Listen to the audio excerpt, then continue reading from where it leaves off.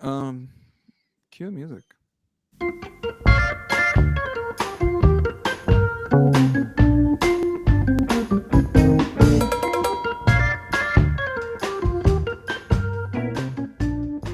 Welcome, one and all. It's the most wonderful time of the year. Baseball season is in full swing. Basketball is starting to get real. College basketball is getting really real.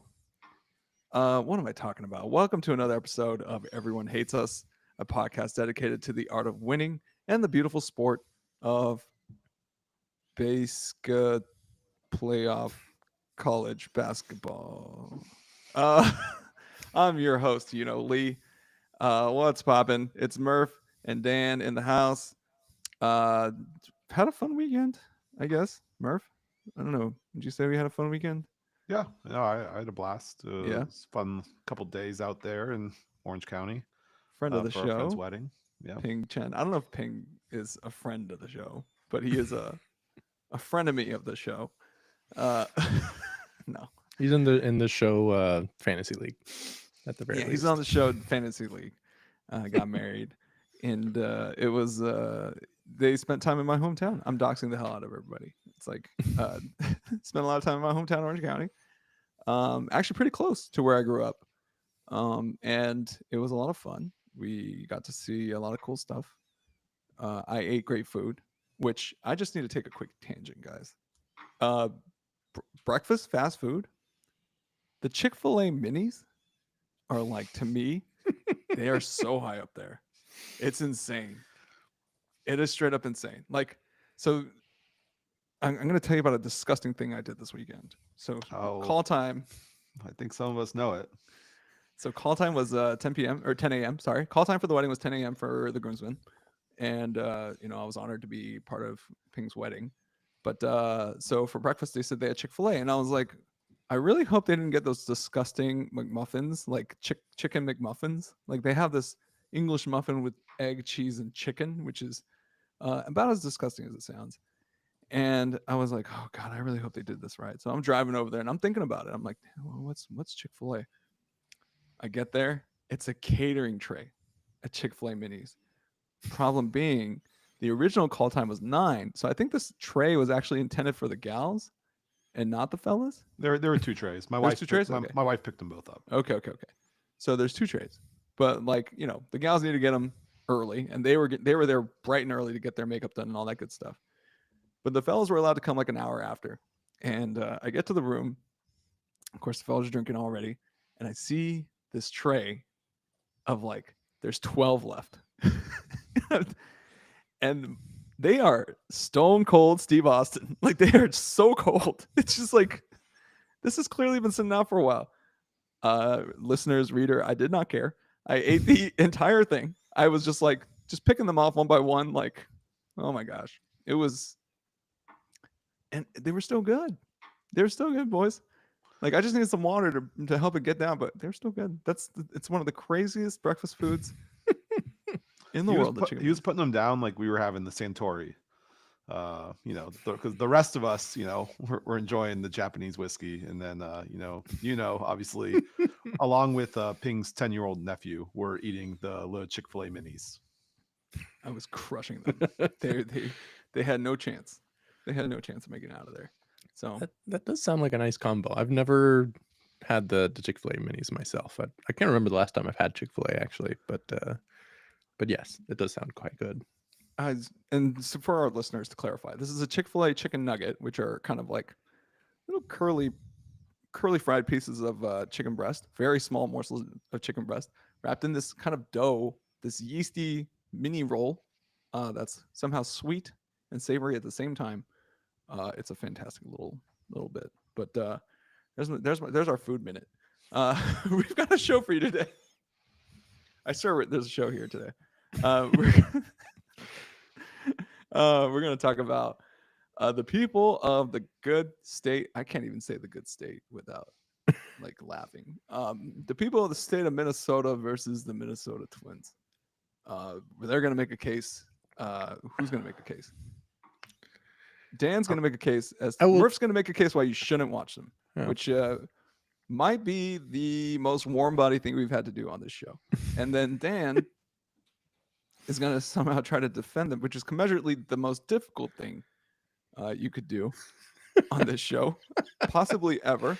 I just want to point out that the Twins through 4 games have a negative run differential of 22, and they are 0-4. Bailey Ober just trying to be nice to all their guests in the stadiums. Let's not take it that way. Let's not take that route. And I believe Bailey Ober was throwing up before his start, which pretty much kind of sums it up. Anytime you got parallels between 2003 Donovan McNabb and your starting pitcher, there's a problem. So Bailey Ober, can only go up from here. 27 ERA. He will almost certainly improve on that. All I'll say is, at least McNabb threw up in the Super Bowl and not in March baseball. I would argue one is better than the little taster. Get it out of your system now in March, and then and then we got, obviously, after Minnesota versus the Twins, we've got greatest bracket of all time. We're gonna blaze through this next part because I feel like we're running behind. It's like if you do it once a week, we were gonna run out of time before. Yeah, I was wondering about that. Yeah, the NCAA finals is gonna be like finish next week, the bracket in like July. Yeah, it's gonna be rough. So let's just blaze through this thing. And of course, we'll round it out with a preview of the NCAA tournament's Final Four from the Murph man himself, our resident college basketball expert, and then we'll get we'll round it off. But hope you'll join us, and this is about to be a good one. So before we get to any of that, real quick, baseball quick hits. Baseball the grand opening of baseball was this past week, and so far we have storylines that are really intriguing, but the biggest thing is, holy hell, the football scores, guys. Like, there's just the sheer number of runnage, the run tonnage, guys. It's a lot. Like, I'm seeing a lot of crazy lopsided scores. Nestor Cortez misses football season. He owes them. He owes them. That's the first thing I heard. Nestor Cortez, of course, gave up, 3 consecutive home runs to start the game? His first 3 pitches were home runs. His first 3 pitches were home runs. Carrying that energy over from Game 1 of the World Series in 2024. Yeah, which means 4 straight pitches of 4 straight pitches of home runs. I mean, holy hell. Like, he owes them. And it's good to get your debts paid early. Yeah, it was very funny to have the first 2 tee off, and then Judge walks up and just I wonder what he's gonna do. Yeah, it was the most foregone conclusion home run I've seen in a while. It's like, oh yeah, that one's not gonna land for a while. In other interesting news, the White Sox, I believe, are number 4 in the major leagues in run differential at +14. They're 2-2. It helps that they played the Angels for their opening series, and we're throwing like a position player in there in the first game. They're up 8-1. Poor Mike Trout is never going to beat the allegations or the fact that he's never leaving. He's untradeable. It's just the worst. But that's our little intriguing bit. I mean, he did choose to stay. Yeah, he signed it. He signed the contract at the end of the day. He knew by then what the Angels were. Oh, knowing full well what happened to Albert Pujols, Josh Hamilton, Upton, who else? Who's that pitcher for the Rangers that was supposed to be good? CJ Wilson. Jesus, the list goes on. So those are about CJ Wilson in quite a while. Yeah. That's a throwback. Zach Greinke, who got out of Dodge because he knew what was good for his career. This is not a team that has a history of free agent success. So, Anyway, but the biggest storyline that seems to have emerged from this weekend is a really annoying one about these stupid torpedo bats. And of course, it probably galls Murph that the person who came up with this is an MIT graduate who invented a way to put more wood where the ball is going to be hit. Apparently that was some massive breakthrough in figuring out. So move the wood. Or just moving the wood. Yeah. They're shifting the wood. They're pulling it further up in the bat. And for those who can't see on YouTube, I'm trying to demonstrate what shifting the wood on the bat towards the end of the Is shaft. that what Looks you're like. doing? That's So there's just kind of like shifting it up. And apparently this has led to Jazz Chisholm Jr. being a hitter all of a sudden, even though he was a hitter last year, I guess. And then Aaron Judge had the best response when they were asking him, like, are you using it? And he's like, I think the last 2 years kind of speak for themselves. Like, I don't really need it. Like, that kind of sums it up. So quick takeaway. Let's do a quick take on the torpedo. Fuck the torpedo bats, but like, let's do a quick takeaway. What are we thinking, Dan? Is it like an advantage? Is it a plague on baseball? What is it? I mean, there is a lot of thought put into them, so I assume it provides a little bit of an advantage. But like there's all sorts of different types of bats. Like there's all sorts of innovative bats that are coming out these days, and like the Jeff McNeil like thick handle bat and everything. Like it's not this like nobody has hacked baseball and like all these home runs are coming out because Nestor Cortez was lobbing up meatballs down the middle of the strike zone. It wasn't because it was because the Brewers pitching staff is much worse than I tried to make it out to be when I defended them a couple weeks ago. It's not and Aaron Judge is good at hitting home runs, and he isn't even using one. It's very overblown. It is quite funny that like it's become such a thing, but yeah, like it I'm sure it helps, but it's not. It doesn't fundamentally change the game. It's just a bat.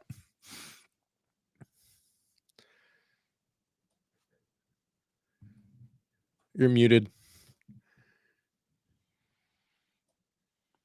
You're muted.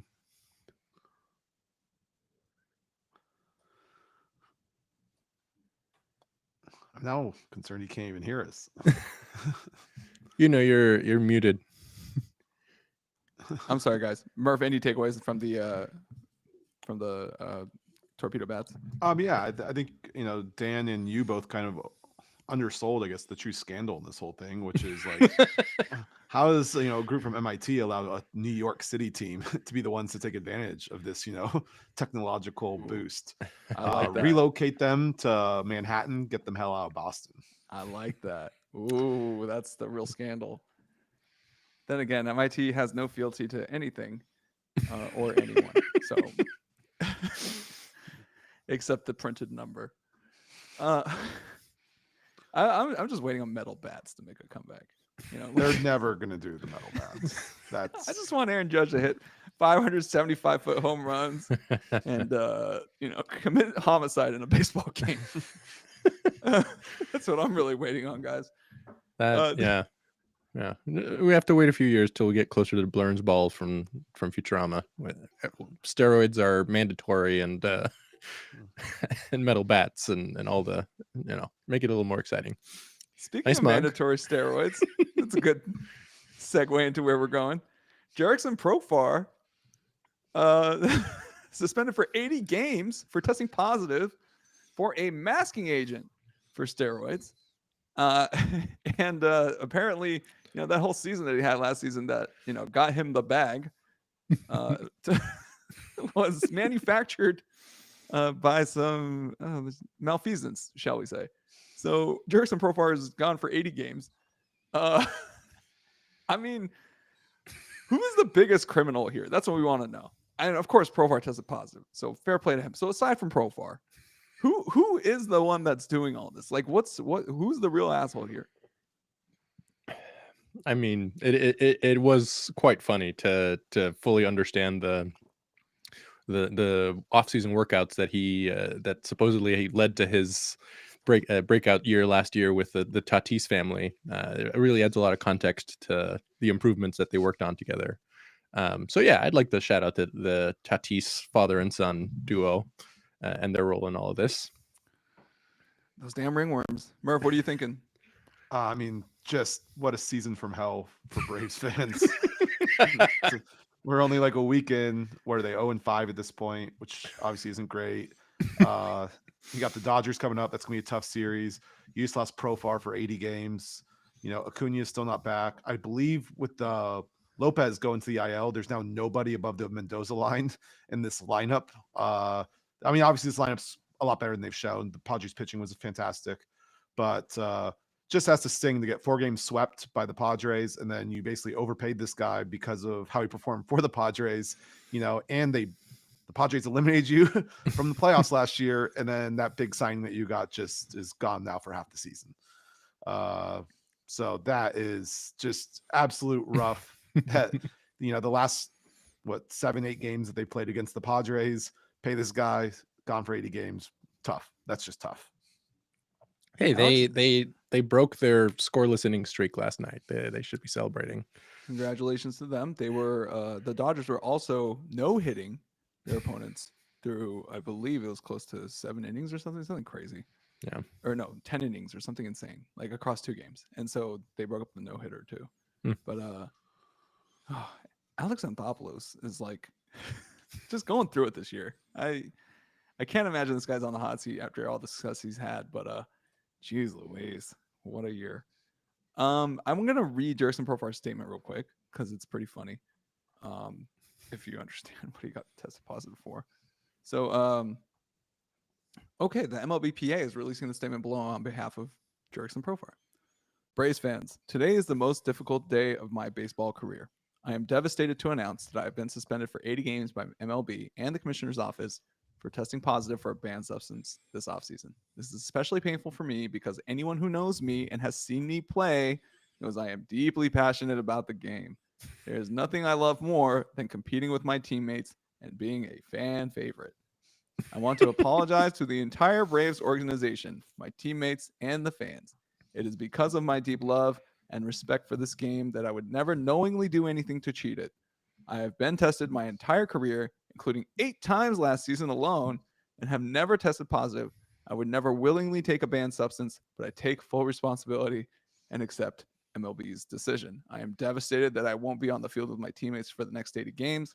I look forward to competing again at the highest level this season upon my return. My favorite Reddit comment that came out of this was, oh yeah, nothing like accidentally ingesting a masking agent. That's how I do it. God, dude. Anyway, enough raking Jurickson Profar over the coals. It's time for another city to be raked over the coals. They could use some raking over the coals, especially in winter. The city of Minnesota versus the Minnesota Twins. I want to see what the hell Dan has to say in defense of the Minnesota Twins right now. So we're going to go ahead and get to it. Murph, I'll let you start with your attack because, who gives a shit what Dan has to say, honestly. All right, so I'll start with probably the harder thing, and I'm going to start off by arguing with you, the judge, just to give Dan a chance here. But I think I would argue that the Marlins one was easier to prosecute than this one. But I can understand Really? quibbling on that. Yeah, the Marlins are basically the Twins, just with 50 fewer wins last year. And by that, I mean neither team did anything this offseason. I will remind everyone that the Twins did not make the playoffs last year, despite 3 of their other teams in their division making it. So they finished 4th in their own division, finishing only above the historically awful Chicago White Sox, which, speaking of which, won the opener in their series versus the Twins, and a position player did pitch the end of that game. So off to a great start. Twins alone in the cellar right now, one of 3 teams without a win in Major League Baseball. At least the other 2 teams, though, have a good excuse. They got their shit kicked in by the Yankees and Padres, not the freaking Cardinals and then the Chicago White Sox. So, there's like tiers difference here. Also throw in that they accomplished absolutely nothing in the offseason. The biggest loss, they didn't really lose a whole lot, but they lost Carlos Santana, who did lead them in home runs and RBIs, was 3rd highest position player in WAR. Like, he was a good piece for an offense that wasn't great. They lost Max Kepler. He's not great. Not going to try and pretend that's a massive loss, but the replacement for him was Harrison Bader, who's worse. So they even downgrade on that slight move. He's good on defense. It's not really a great thing to watch, though. And like, speaking of that, like pitching, at least normally if you're going to be in these low scoring games, you can at least watch an ace, a good pitching duel. But their best starter last year at 3.6 ERA. It seems like everyone's kind of been about the same so far. One time through the order, haven't really seen anything that's changed my mind there. They're scoring 1.5 runs a game. That is pathetic, and I would argue easily unwatchable. Pretty much all the bats are quiet, even the good players like Correa and Buxton. The only person who's even remotely showed up so far is Willie Castro, a 28-year-old with the career 4.1 WAR. So give up on expecting that to last. Yeah, I just don't really see a reason to be watching the Twins, especially when you have Anthony Edwards, the Frozen Four. Let's all be honest, you really care about hockey more anyway. And, just keep checking Twitter to see if Aaron Rodgers is joining your team or if you're stuck watching JJ McCarthy's rehab. All more exciting. That was really clean. I like that. That was really buttoned up, Murph. I like that one. It's also because I hate the city of Minnesota and everybody who lives in it, but The city of Minnesota. the entire city. Yeah. Go ahead. It is undeniable that the start of the Twin season has not been ideal. They have played very poorly in the first 4 games, and that sucks to watch. But my argument comes down to small sample size. You wrote it on a notepad. It's important to emphasize. You should have written that in Comic Sans. Yeah. They still have good pieces. They have in terms of top 3 pitchers, in terms of what we expect them to have, the season that we expect them to have. Pablo Lopez, Joe Ryan, and Bailey Ober are a very solid pitching rotation, and I like it when Bailey Ober isn't sick and throwing up before the game and playing despite like he was pretty criticized for playing. He should have been scratched. And when he's healthy, that's a very nice top 3 pitchers to watch. And yeah, their bats have not woken up, but they have good players in the lineup. Like Correa hasn't gotten a hit yet, but he will. His expected batting average in Baseball Savant is 276. Buxton has played very poorly, but we know that he will most certainly start hitting until he gets hurt later on. But by then, probably Royce Lewis will take his place in the lineup and have his nice month or two. They have, on aggregate, some very nice players who sometimes play. And it's nice that they get injured they stagger their injuries so that there's always a fun player to watch on the field. Yeah, and beyond that, it's like, yes, they didn't make the playoffs last year, but they are solid, and the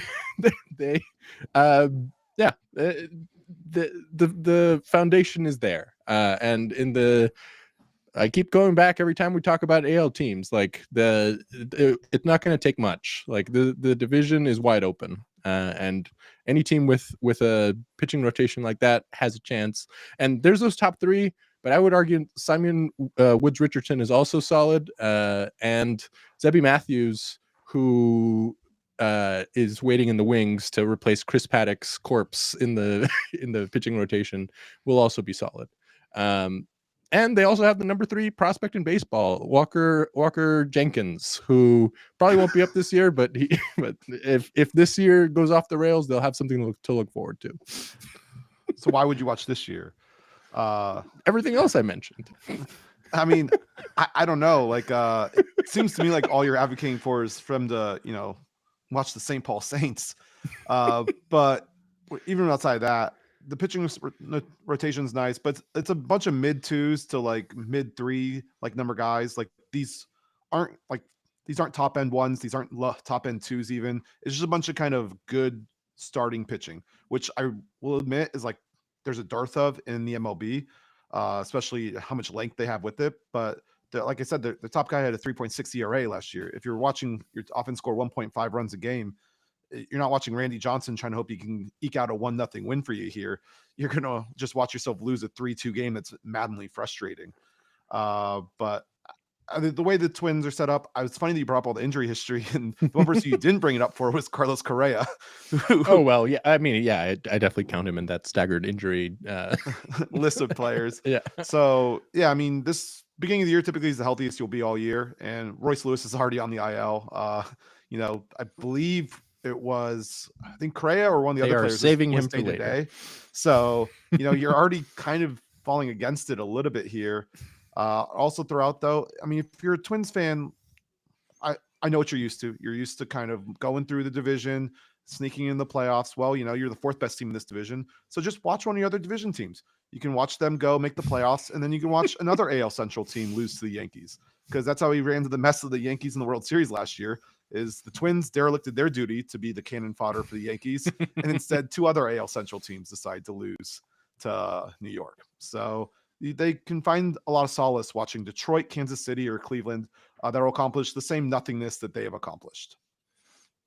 Look, having now experienced a nice Great Lakes winter, and am now experiencing finally the winter receding and summer coming on, I gotta say I'm really looking forward to being able to sit comfortably outside and hanging out at a baseball stadium. And the Twins have a very nice new stadium from the last 10 years. I'm very excited to check that one out. And yeah, I think, are they contenders? No, but that's not like, if we only wanted to watch contenders, yeah, most of the league would I've noticed in this judge, I've noticed in this judge a bit of a bias towards needing a team to be exceptional to be watchable. And that's fair given the team that the judge supports. But I think there are things worth watching in this team. And yeah, I can think of a much worse way to spend a Minneapolis afternoon than hanging out in a stadium in nice weather, drinking some beer, watching some. You might be able to find a nicer way to spend a Minneapolis afternoon, but I can't find much things worse than a Minneapolis afternoon. So that's it's just a very challenging prospect. Yes, but we are addressing Twins fans here who are mostly located in Minnesota, and who would take city of offense to Minnesota you calling them Great Lakes, because they do not touch a Great Lake. They have their own lakes. Yes, they do have quite a few up there, from what I hear. Guys, I'm gonna render the verdict here. I'm shocked. Don't be too shocked, Dan. My issue is that Dan said that I have a bias against teams that are not remarkable to watch. If there was something fun about this team, we would have found it by now. We still haven't. There's nothing fun about this team, Dan. Founded by now, as in the arguments, or in the arguments, 4-game season that they've in had. all our research and our 4-game sample, literally, we would have found it by now. It would be literally criminal to say that the Yankees and Astros are a no, and the Twins, and then are the a yes. Minnesota Twins are a yes. Yeah. No, I stand corrected on no the to Jordan Alvarez and Jose Altuve, no to Aaron Judge, yes to Byron Buxton and Royce Lewis. Guys, as the great executive branch of this country has what I was. Yeah, that's exactly what I'm arguing, because those teams are watchable too. Oh, I fully agree. Yeah, just want to make it clear. Sometimes the courts are wrong. Okay, sometimes the courts are wrong. All right, and I was wrong about the Yankees, because holy hell, I was not seeing college football scores. That was not on my bingo card to start the week. I told y'all. Paul Goldschmidt, very solid. That might literally be the worst age take that we've had. It took 1 week. It took 1 week, and it didn't even take 1 week. It took 2 days, because we had one Nestor Cortez start, and it took one Nestor Cortez start, and they're like, "Yep, nope." I felt very vindicated. So the Yankees absolutely deserve to be watched this year, because that looks fun. And meanwhile, the Red Sox, which y'all advocated so hard for, are floundering with. They're still waiting for Devers to make contact. It would be a lot funnier if he wasn't on my fantasy team. I'm going to rule against the Minnesota Twins. Big surprise there. Congratulations, Collin. Yeah, don't. What? How could this happen? The city is horrible. The food sucks. I almost died there. That story for another time. But I will say, one thing that Minnesota deserves credit for, which honestly is my favorite part of Minnesota, actually. My favorite thing about Minnesota sports, their high school basketball, actually. They have a great high school basketball scene. And some recent names that you might recognize in the NCAA tournament. Paige Beckers is from Minnesota. Chet Holmgren is from Minnesota. Jalen Suggs is from Minnesota. There's a lot of great players coming out of Minnesota that don't get enough credit for being, that state doesn't get enough credit for the basketball that they put out. These Midwest teams, people know, everybody knows about Naptown basketball or rural Indiana basketball. That's It's like the most romantic thing. And then like, you know, nobody's saying anything bad about Detroit basketball. Like Ohio, they've got these strong traditions, but with Minnesota's been, you know, consistently overlooked. And so I think especially Minnehaha Academy, their high school basketball team has been historically awesome. And so I think they deserve some love. But I'll piggyback in that. sucks. Their D3 conference, the MIAC, is one of the strongest. And St. Thomas, who recently made the jump from D3 all the way up to D1, they were in the Summit League championship game. They lost out to Omaha, but that's an astounding thing to do in like 3 years to go from D3 to D1, already competitive. Really impressive. Yeah, somebody's got money over there. No, Minnesota basketball is not a trifling matter at all. So props to Minnesota high school and college basketball, because it's serious, and it's so freaking cold, guys. That's what it really boils down to. Literally, you need to be inside a gym. Like, it's so cold. Like, there's nowhere you'd rather be than a warm gym with a bunch of people running inside, because it's friggin' freezing. You will die if you stay out too long. Very cold. So sorry, Twins, ruling against you. We're gonna move on to greatest bracket of all time. We'll be back. Thanks again for joining us, and we'll see you in a couple minutes. Sorry, guys, I rushed through that because it's a slug. Like, Minnesota's just the choice aged poorly too. I gotta say, like, because like White Sox were still kind of on the fence. You know, it's like, damn, that pitching staff looks not bad. Again, we'll see who's ahead of whom. Yeah, can't wait for Byron Buxton to give us a robust sample size like he's never done before. Matt Wallner 149 OPS plus last year. Miranda 112 OPS plus. Like that. Willie Castro was above average. Wow, they have a solid 12 points above league average. Oh my god, that's a solid hitter. Not everyone can be the Dodgers. Dude, it's something Byron I really Buxton, need to when he was emphasize with this judge. No, Byron Buxton, when he's balling, is balling. Yeah, like he is incredible. That's the thing that sucks. Is like, yo, this guy should be. You know, even last year, before like he had an injury plagued season, but he put up a 137 OPS plus, right? Like he's balling. Like that's low key MVP candidate last year. So yeah, I don't know, man. Yeah, I mean, that's their superstar in aggregate that I shouted out. Buxton 137 OPS plus in limited time. Correa 152 OPS plus in limited time. Royce Lewis. Them. Yeah, Shohei Ohtani. Like exactly. Yeah, I do really like that rotation though. I think they'll be very nice. Yeah, no, I don't disagree with you, but I also agree with Murph's assessment. It's a bunch of like high end to low end 2s and 3s, right? It's like I would argue Lopez is low end 1. Like Pablo Lopez. Yeah. Oh yeah. My bad. Aside from Lopez, yeah, everybody else is like ceiling 2. You know, like so. Yeah, I think when Lopez is on, he deserves to be called a 1. Don't worry. I don't know. He's never had an ERA below 3.6 since he's been in. About the ERA with him. He's nails when he's on. Like I'm just saying he had a 4.1 ERA last year, 3.7, 3.75. Like that's what he's done in his last 3 years. That to me is not a 1. Fucking D-backs fan with his fucking Corbin Burns and Zach Gallen and Merrill Kelly talking shit over here, man. Look at him. Like just saying, I don't think it's a number 1. Like shit, man. Fucking disgusting. Is Merrill Kelly a number 1? He's a number 2. Okay. He was a number 2 on a World Series team. What was the difference between Merrill Kelly and Pablo Lopez? What, like a ton of strikeouts? Like 10 basis points of ERA? Like literally nothing. Let's get back to this real quick. We're back. It's time for greatest bracket of all time. We're gonna spend a little bit of time on NFL one. I feel like we should, but because it's a great one. But greatest bracket of all time, of course, we take 3 major sports and 1 other category. I still can't believe we just othered hockey, but like whatever. We take 3 major sports and 1 other category, seed out the best athletes in each league, or the greatest athlete in that league's history, 1 through 8, and try to argue who is going to be the greatest of all time.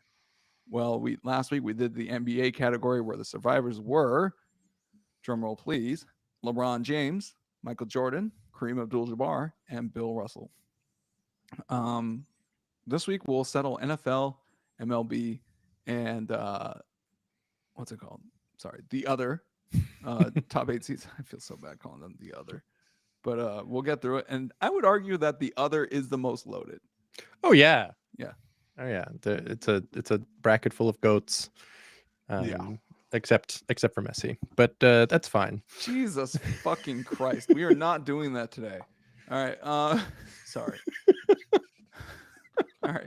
I think we are doing it then. Yeah, Okay, I think we definitely are. Okay, NFL coach debate. Our 1 seed was Jerry Rice, whom Collin made a very convincing argument for making him the 1 seed, and I thought it was only fitting that number 8. And I don't think prime time is number 8 all time in the NFL players list. He's definitely up there. I would say top 20, but for the sake of argument, and because they once famously played on the same team and effing hated each other, it's only right that we have this debate. So, Murph, why don't you kick us off? Jerry Rice versus Deion Sanders. What are we thinking here? I mean, I think this is a pretty easy one, as a 1 versus 8 typically is. Rice, so far above his peers.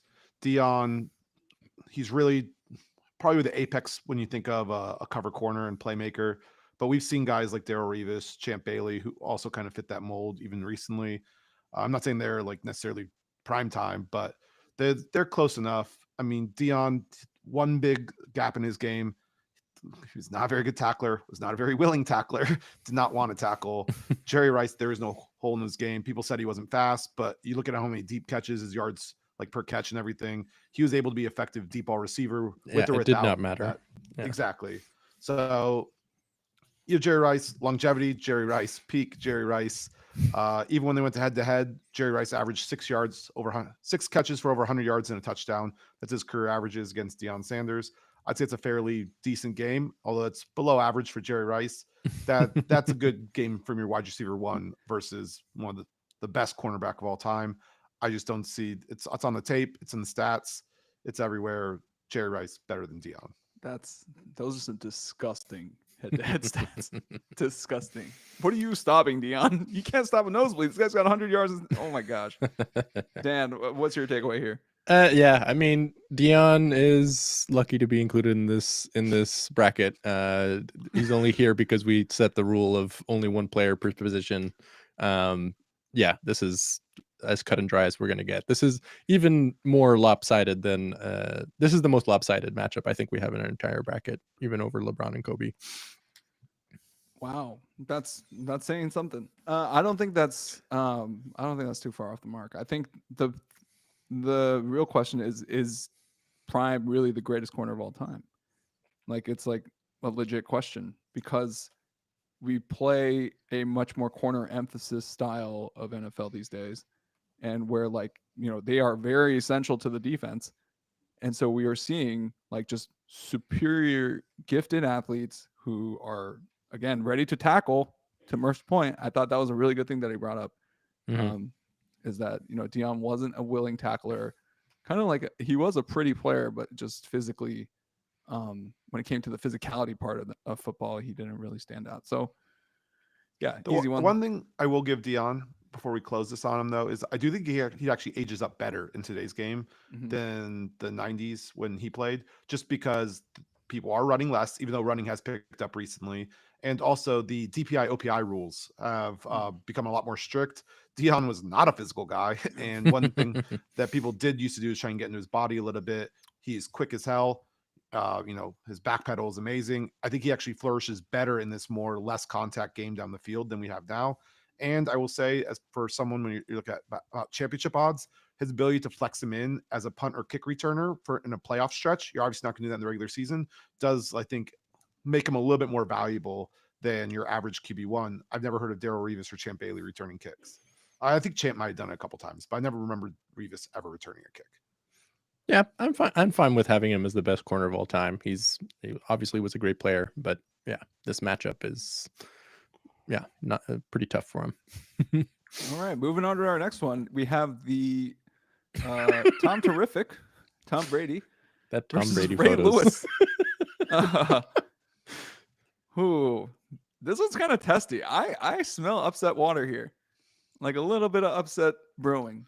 You know, like boo boo boo boo boo. That's Just to my get brewing some bullet board material on for this, matchup here. I'll let someone else go first, but I just wanted to throw in this quote where Ray Lewis came out. I think this was a year or two ago, and said that Peyton Manning was the greatest quarterback of all time, and that Peyton Manning affected his game more and made him have to study more and impacted the way he played the position a lot more than Tom Brady did. Although he did say Tom Brady was great, this wasn't someone just salting the wound. He said, if you're picking between the two, Peyton challenged me more. I'll go first, and I'll just do it based on their post-career personalities, because I'm not going to compare a linebacker to a quarterback. I will say it's likely that Ray had as great an impact on his team's, as great as or greater than impact on his team's success when he won his 2 Super Bowls, than Tom Brady, or as compared to Brady in his Super Bowls. And I think a lot of those, if you look at the scores in a lot of those Tom Brady Super Bowls, it's like defensive, bailed out by defensive play against the Seahawks, 28-24. Like really low scoring games. All right. Like they have a pretty nasty game against the Rams. I think that was his last one in a Pats uniform. Like they've had some pretty nasty games. And that is mostly a credit to the defense. Like it's usually like the defense is like incredible. And then the one time Tom really goes off, like he has career numbers in the Super Bowl, he loses to us, in 52. So that's my kind of argument. And I guess like it is kind of a weird chicken or the egg conundrum, because it's like, well, you're behind by a lot and they're not punting, so we need to like really air it out. And Tom rose to the occasion in those times. But at the same time, like, I don't know. So my thought is Ray Lewis is a lot more fun, and I like him. So Ray Lewis, there's my vote. Murph. So one thing I do kind of want to mention here is the only argument really for Lewis would be the playoffs, where Ray Lewis did go 2-1, and I would also throw in that in the 2 wins, Brady averaged 13.5 points per game, so Lewis did hold his own. And the one loss is the Billy Cundiff game. If you remember that, Billy Cundiff shanks a 32-yard field goal at the game. Pretty much, I think it was at the buzzer. Maybe it was a couple seconds left, but it was under a minute for sure. And that's the Patriots' only win head-to-head against Ray Lewis. This also, I think, factors into the whole Ray Lewis versus Tom Brady and Peyton Manning thing. Is Tom Brady eviscerated the Steelers throughout his career. The Ravens always gave the Patriots more trouble, but on the flip side, Peyton Manning eviscerated the Ravens every single time, pretty much, while they just really struggled with the Steelers. So it was kind of a funny little matchup between the two. But I mean, I think you have to go Brady, even after everything I said. But laying it all out there, those are my best arguments for Ray Lewis. And if you wanted to make an upset argument, that's what I'd be basing it off of. Ray Lewis is also dominating Brady in associations with murder cases. Yeah, I mean, Ray Lewis, great player, but yeah, no, it's got to be Brady. Like the sustained, like the argument that Brady has 3 Hall of Fame careers in one career holds a lot of water for me. Like he's just the sustained excellence. Like I think, yeah, come on. All right, well, moving on to I'm sad. No, you set us up for that. There's no way you actually believe that. I'm sad. Just gonna throw that out there. Win. Like, come on. I want Ray to win. I even tried to make the best argument I could, and I didn't even. You did a good job. That was good. The playoff thing is definitely it's a thing. Like when it really counts, what happened? Well, Ray imposed his will on the game. I mean. And yeah, but Ray it wasn't Ed Reed and exactly Terrell Suggs and Haloti Nata and but like you know what I mean? Like, you know what I'm saying? Yeah, 7 is a few numbers bigger than 2. Yeah. Okay. That's who we really should put up there for Brady's Bernard Pollard is the MVP Bernard K. Pollard. Yeah, Bill Simmons would use his middle initial like he's an assassin. James Wilkes Booth. Lee Harvey Oswald. Well, we got a slightly more interesting matchup here between 2 who are considered the greatest at their, at least of their respective eras. And LT is generally regarded as the greatest defensive player to have ever lived. And we got Reggie White, who is the only person who probably holds a stick to this, like has a serious argument, unless you're like a big Buckus guy or I don't know. But like, yeah, in the modern era, we're talking about Reggie White versus Lawrence Taylor. This is as interesting as it gets. They could not be more opposed as far as like personalities. LT, of course, famously loved cocaine, and Reggie White, of course, famously loved Jesus. So like that's two very opposed things, and it's really like, who do you take here? And if you look in the side by side, it's actually it is like a length versus peak, but LT's peak was really long. Like LT pioneered some techniques. I don't know. Dan, how about you kick us off here? I mean, I mean, LT's peak is, again, like that's the reason why people argue him as the best defensive player of all time. But yeah, Reggie White's right there with him. Like these are two absolute defensive giants overlapped. This is a tough one. This is this one and the next one are definitely among the. It is funny that in the football bracket we have such a wide disparity of the closeness of matchups, but I would probably go with. It's tough. Like I'd probably have to go with LT just because of the peak. Like he was just so dominant. Full disclosure, Reggie White might be the only player that everybody on this podcast can agree that they love. Oh yeah, because he played for both the Packers and the Eagles, and so the fact that Dan is voting against him does belie the fact that Reggie White, if Collin will be casting the vote, because there's no way in fucking hell I'm putting Reggie White under LT. LT's career fell apart a lot like his favorite drug, like being on his favorite drug. It all kind of went crashing down in a ball of flame. The highs were immensely high and a lot of fun, and then the lows were commensurately very low, to the point where, like, I believe LT was struggling for money at some point. Like it's just a rough story. It was rough for sure. The descent was rough. Whereas Reggie White, who's gonna say no to Reggie? Was he in the suit commercials and shit? Like that's my guy. Like he's a suit commercial kind of guy. This is a podcast definitely set up to favor Reggie White, but yeah, I think Dan, your fealty to the truth and like objectivity is hurting you. Okay, Murph, I need you to make the case. Whatever, you're the swing vote, so you get to make the call here. I mean, I'm questioning some of these numbers because there's no way in hell Lawrence Taylor has fumbles in his career. Yeah, I agree with that as well. Yeah. That cannot be accurate. But just want to throw some other stuff out here for you guys. I actually think the peak argument is a little bit closer than people might think. Obviously, single season sacks, Reggie White does have the advantage. He is more than Lawrence Taylor's peak season. Lawrence Taylor does have the MVP, but you're also talking 2-time Defensive Player of the Year versus 3 times. So that does favor Lawrence Taylor a little bit. But they were both first team All-Pro 8 times. So we are talking about almost a pretty equal long stretch, of greatness. Obviously, Reggie White did it longer. You can see that in the games played. But one thing I think I want to point out here is that even though the gap is 56 for the career sacks, is that Reggie White's stats are actually pretty undercounted here because he did start in the USFL. So that he does lose 23.5-ish sacks from the USFL when we're talking about that type of stuff. Obviously, you can't do the stats 1-to-1 over, but it's just kind of more speaking the longevity gap, because we're just talking about football, not just NFL, right? That's the official title we're using for this, best football player.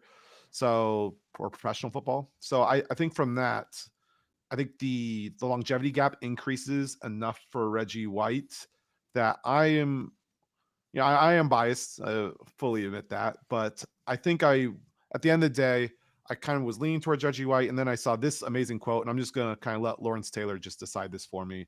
And he said, when I look at the best defensive player to ever play the game, I don't put myself number 1. I'm looking at Reggie White. So that's what Lawrence Taylor says. Suck it, Dan. You betrayed your team for nothing. And you betrayed our podcast team for nothing. Right. Oh, no. I just want you to know.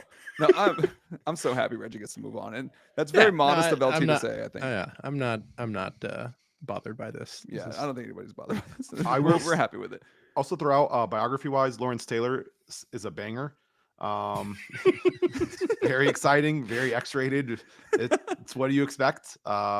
Reggie White's not so exciting in comparison. Reggie White's what I read before I go to sleep, and Lawrence Taylor's would be the one that I read when I wake up. You know, like I need to get fired up. I got a big game coming up or a big meeting I got to crush. Lawrence Taylor. I also throw out for you guys, Ketel Marte just grounded out to Paul Goldschmidt, and the pitcher Warren covered first base and didn't point. So thought you guys might enjoy that. I do have the Diamondbacks Yankees game on in the background. Yeah, okay, very nice. I can't believe you guys are playing the Yankees this early. Yeah, it is kind of a homecoming. Interleague doesn't matter anymore. It's everything's it's just a free for all.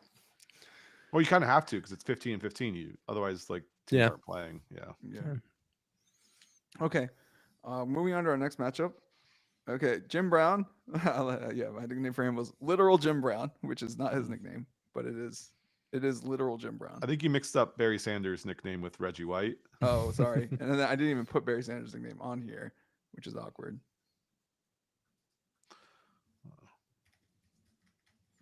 Oh, there we go. Yeah. Okay, it's literal Reggie Brown. It's literal Jim Brown versus literal Barry Sanders. I think we've had this out, but yeah, let's make it quick. It's a close one for sure, but just give me a reason for picking the one. I'll start this one off because I think you guys kind of disagree with me on this. In general, just growing up, the way I've always thought about it always was Jim Brown. It's Jim Brown's the guy. Obviously, he has his own issues, but he's a very physical runner. He punishes defenses like he did every woman that he was around.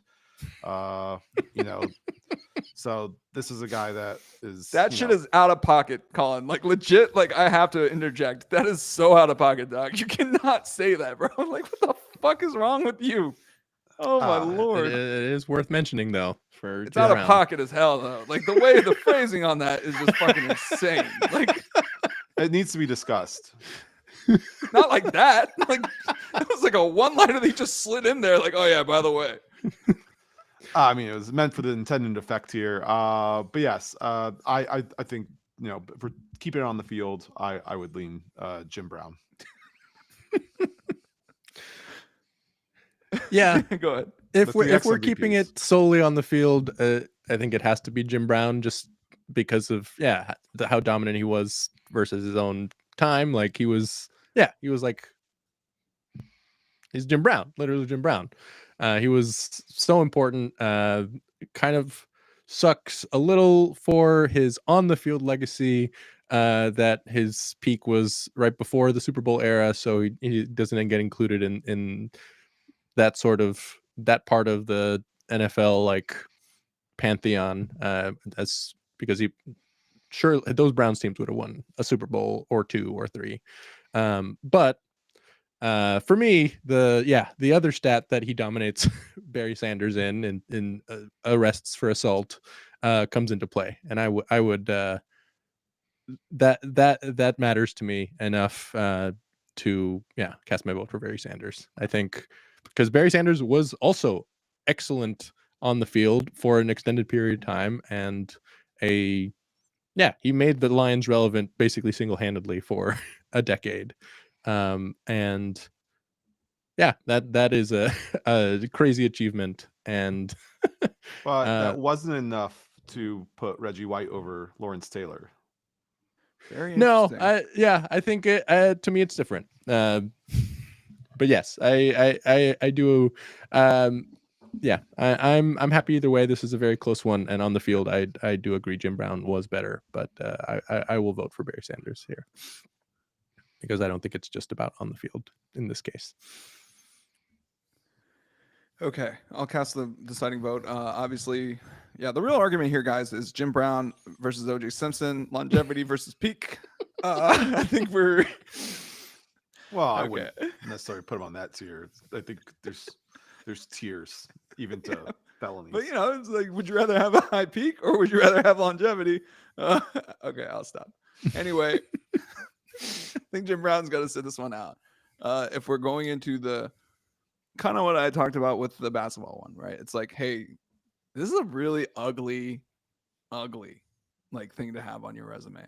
And it sucks because he was so great and because he was revered, like legit, like he got his flowers before he passed away. Like I believe President Obama actually like said something about him being like a hero. And like, when we talk about that, it's just like, let's not whitewash what players, let's not sports wash freaking domestic violence. I mean, like, at least, especially to this degree, it was a lot, guys. Like, we're talking about multiple cases. So, like, I can't really get on board with that. I know that's not to say Murph's getting on board with that. Like, he's basically, he's trying to just keep it on the field, which, like, of course, the argument is kind of speaks for itself, right? And so he was for a me, pretty huge civil rights activist.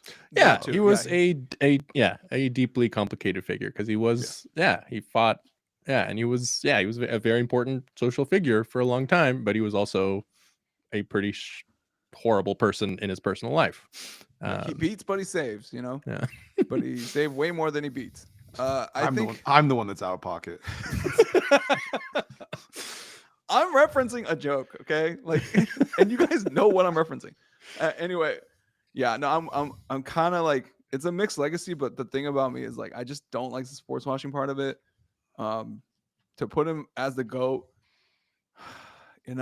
so I'm gonna have to go with Barry. And you guys know, actually, the underlying argument here for me was that my favorite running back of all time didn't make it to this ranking because he was eliminated by Barry. And that was, of course, Walter Payton, who is one of my favorite running backs / sportsmen of all time.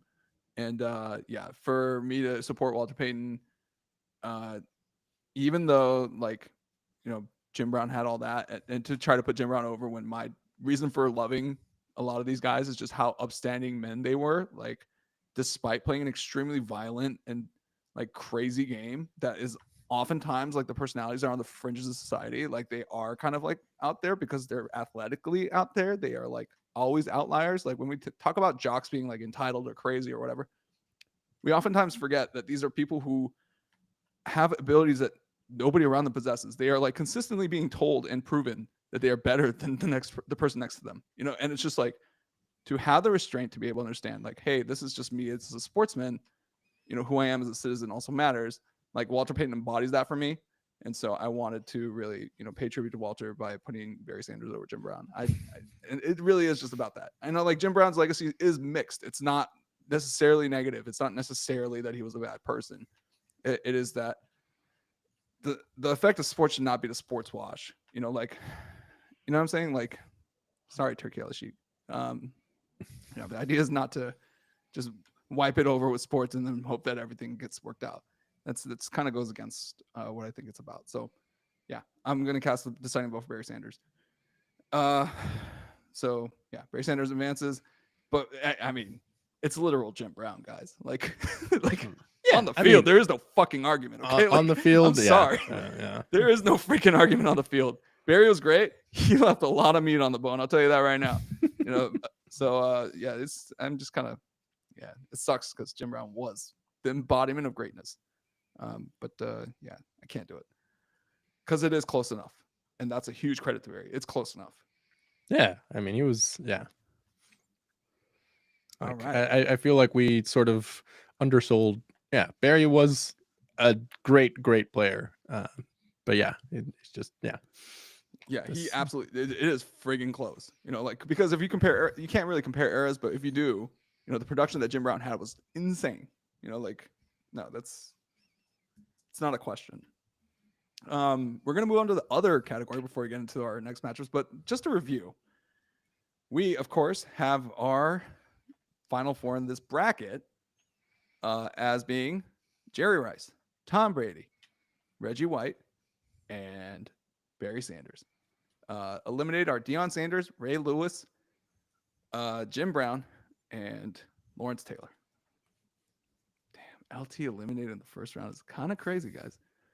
All right, let's move on to our other category, real quickly before we move on to the fastest one, which will be baseball. Okay. Number 1, Wayne In Gretzky the versus baseball Lionel podcast. Messi. Here we go. Here we go, guys. Gretzky versus Messi. Who is it? Got to be Gretzky. I mean, I'll just kind of go through what I said at the beginning part when we were talking about this. But when you played fantasy hockey, it used to be Wayne Gretzky's goals and Wayne Gretzky's assists, because drafting Wayne Gretzky number 1 was just too unfair. Lionel Messi has never been that overpowered. Yeah, I mean, Gretzky's literally nicknamed the Great One, and Messi isn't even the best soccer player of all time. So That's this is a fucking pretty bullshit. First of all, I'm calling hard bullshit on that. Messi to me is the GOAT soccer player, men's soccer player of all time, and I think I just don't know enough about soccer. Like, I'm not into it as deeply, but I'll say, like, having watched, basically just highlights of like Maradona, Pele, and CR7. It's Messi, at least for this era. For this era, it's no question. For this era, it's no question. Yeah. Yeah. For all time, yeah, it's debatable. And it's not debatable between him and Maradona. It's debatable between him and Pele. And so I'm a little, but I mean, I love Wayne Gretzky. So, like, Yeah, I mean, Gretzky's just the sheer dominate. Like, what if you take away his goals, he's still the all-time leader in points just from assists. Like, it was just so far ahead of his peers at his peak. The sheer number of records and domination. I think you have to go Gretzky in this case. it's hard not to. Yeah, just on numbers. The numbers argument I get. I will say what Gretzky's personality, I think, really gets me too. And it's because for being the literal GOAT of something, he lives a pretty freaking humble life. I think there was literally an anecdote about somebody who ran into Wayne Gretzky at the supermarket and was like kind of shocked that they saw Wayne Gretzky picking out his own apples. And then when they asked him what he was doing, he said, "Oh yeah, I had to pick up some apples for my wife." And I'm just like, you're Wayne fucking Gretzky, dude. Like, what do you mean pick up apples for your wife, bro? Like, what? And like, to me, that's to see the leaderboards and then to see that that's kind of his attitude. That's his whole steez, is like he's just chilling now. He's like a normal dude. Is crazy to me. So shout out Wayne Gretzky, easy one. I mean, he was so dominant that like it's considered a faux pas in like youth hockey to wear his number. Like you're like I like that. Yeah, you just gotta avoid it because you're not Wayne Gretzky, bro. Like, come on. That's fucking awesome, dude. That is awesome. As a guy who enjoys those little shows of respect and nods to history, that is banging. Hockey's dope. Muhammad Ali versus Usain Bolt, 2-7. Dan. I mean, I love Usain Bolt. I pitched him to be on this list, and I think he's a worthy inclusion. But it's Muhammad Ali. Like, he's a transcendent figure in sports, and yeah, despite Usain Bolt being the fastest man ever, I think this one's pretty cut and dry for Muhammad Ali. Yeah, I mean, Ali is more than an athlete, so I do think it's tough to go there. The one thing with him that I do get stuck up on, though, is like, if you leave it in the ring, I'm not necessarily sure he is the greatest boxer ever. There are a lot of other guys who have like pretty strong claims for that type of recognition. I'm not even going to bring up Mayweather, but who was undefeated. But there are other guys, Sugar Ray. There's a lot of different weight classes. There are a lot of people who can throw their hand in the ring and potentially have longer stretches. Part of that is because of Muhammad Ali off the court stuff. Like, he did, go to prison, the whole Vietnam War stuff. So a lot of it is stuff that's outside of his control. So it wasn't just wins and losses on his end. So like, I'm a little sympathetic to that, but I think Bolt's utter dominance in the 100 and 200, I would just go to that, just because boxing's great, but literally everyone in the world runs. You're competing against truly the whole world with it. And Bolt was the fastest at it. Yeah. He was, greatest sprinter ever. Oh, so you run really fast? Is that your thing? That's cool. My guy beat the shit out of people. So there's this fun thing. I was watching the end of one of the NCAA tournament games, and my wife fell asleep next to me, so I didn't want to like move, and so it just went straight into Eastbound and Down. I don't know if you guys seen that baseball TV show. Danny McBride, very uncouth. He's basically totally not John Rocker, where he says a bunch of offensive things, and it's totally not John Rocker, even though he plays in Atlanta and has all these It's comments. John about New Rocker, York. bro. It's not even. Oh my god. But for those that don't know, he kind of flames out and he has to go back to his hometown, and he's like the assistant gym teacher or something. And when he gets there, the principal's like, "Oh, you're not the only athlete on this school staff." He's like, "I'm, training for a triathlon." And Danny McBride, or Kenny Powers, I guess, turns to him and says, "Yeah, I play real sports, not see who can exercise best." I like that. That's real. Boxing is about as real a sport as it gets. That's pretty serious. I agree with Mer's point that there are boxers who have a claim to being the greatest. As far as like on the in the ring, inside the ring. Muhammad Ali obviously was ascribed this greatest status for being a great showman. Honestly, initially before getting to the the important stuff, he was also a great showman. And would like predict the rounds that he's going to knock dudes out or end the thing. He was an attraction in a way that few things could be. Like he just really was captivating to the entire planet. And to me, what really cemented Ali's legacy was the fight against George Foreman in Zaire. I think that was the one where like, okay, was it a little underhanded? Was it a little like he loosened the ropes and like just did his thing? And yes, but like, was it a demonstration of like, guile and technical mastery? Like, yes. Also, yes. Right. Like, and so, I don't think it's any question. I'm sorry, Usain Bolt. Like I said, so you run really fast. My guy beats the shit out of people, which is what he really did. Bolt would just run away. It's okay. Yeah. He's not In losing a this ring? fight. He's not losing this See how fight. fast he can run in a ring. All right, moving on to the next one. This is super mature arguments we're having here. Michael Phelps versus Simone Biles. This is tread carefully, Collin. When you pick this white male. I'm just gonna start this off just so you guys can go after it anyway. I am gonna back Phelps in this one for two main big reasons. surprise, guys. Hey, everybody. Collin's picking the white guy over the black girl. Beijing is still one of the most impressive Olympic performances. Just to come in with such an expanded program and to take gold in absolutely everything. Jason Lezak, ironically, not a Phelps moment specifically, but running down the French swimmer Bernard in I believe it was the 4x1 to keep Phelps's streak of all golds alive is still one of my most iconic sports moments that I remember. And the other thing I will say is Biles, amazing gymnast or whatever.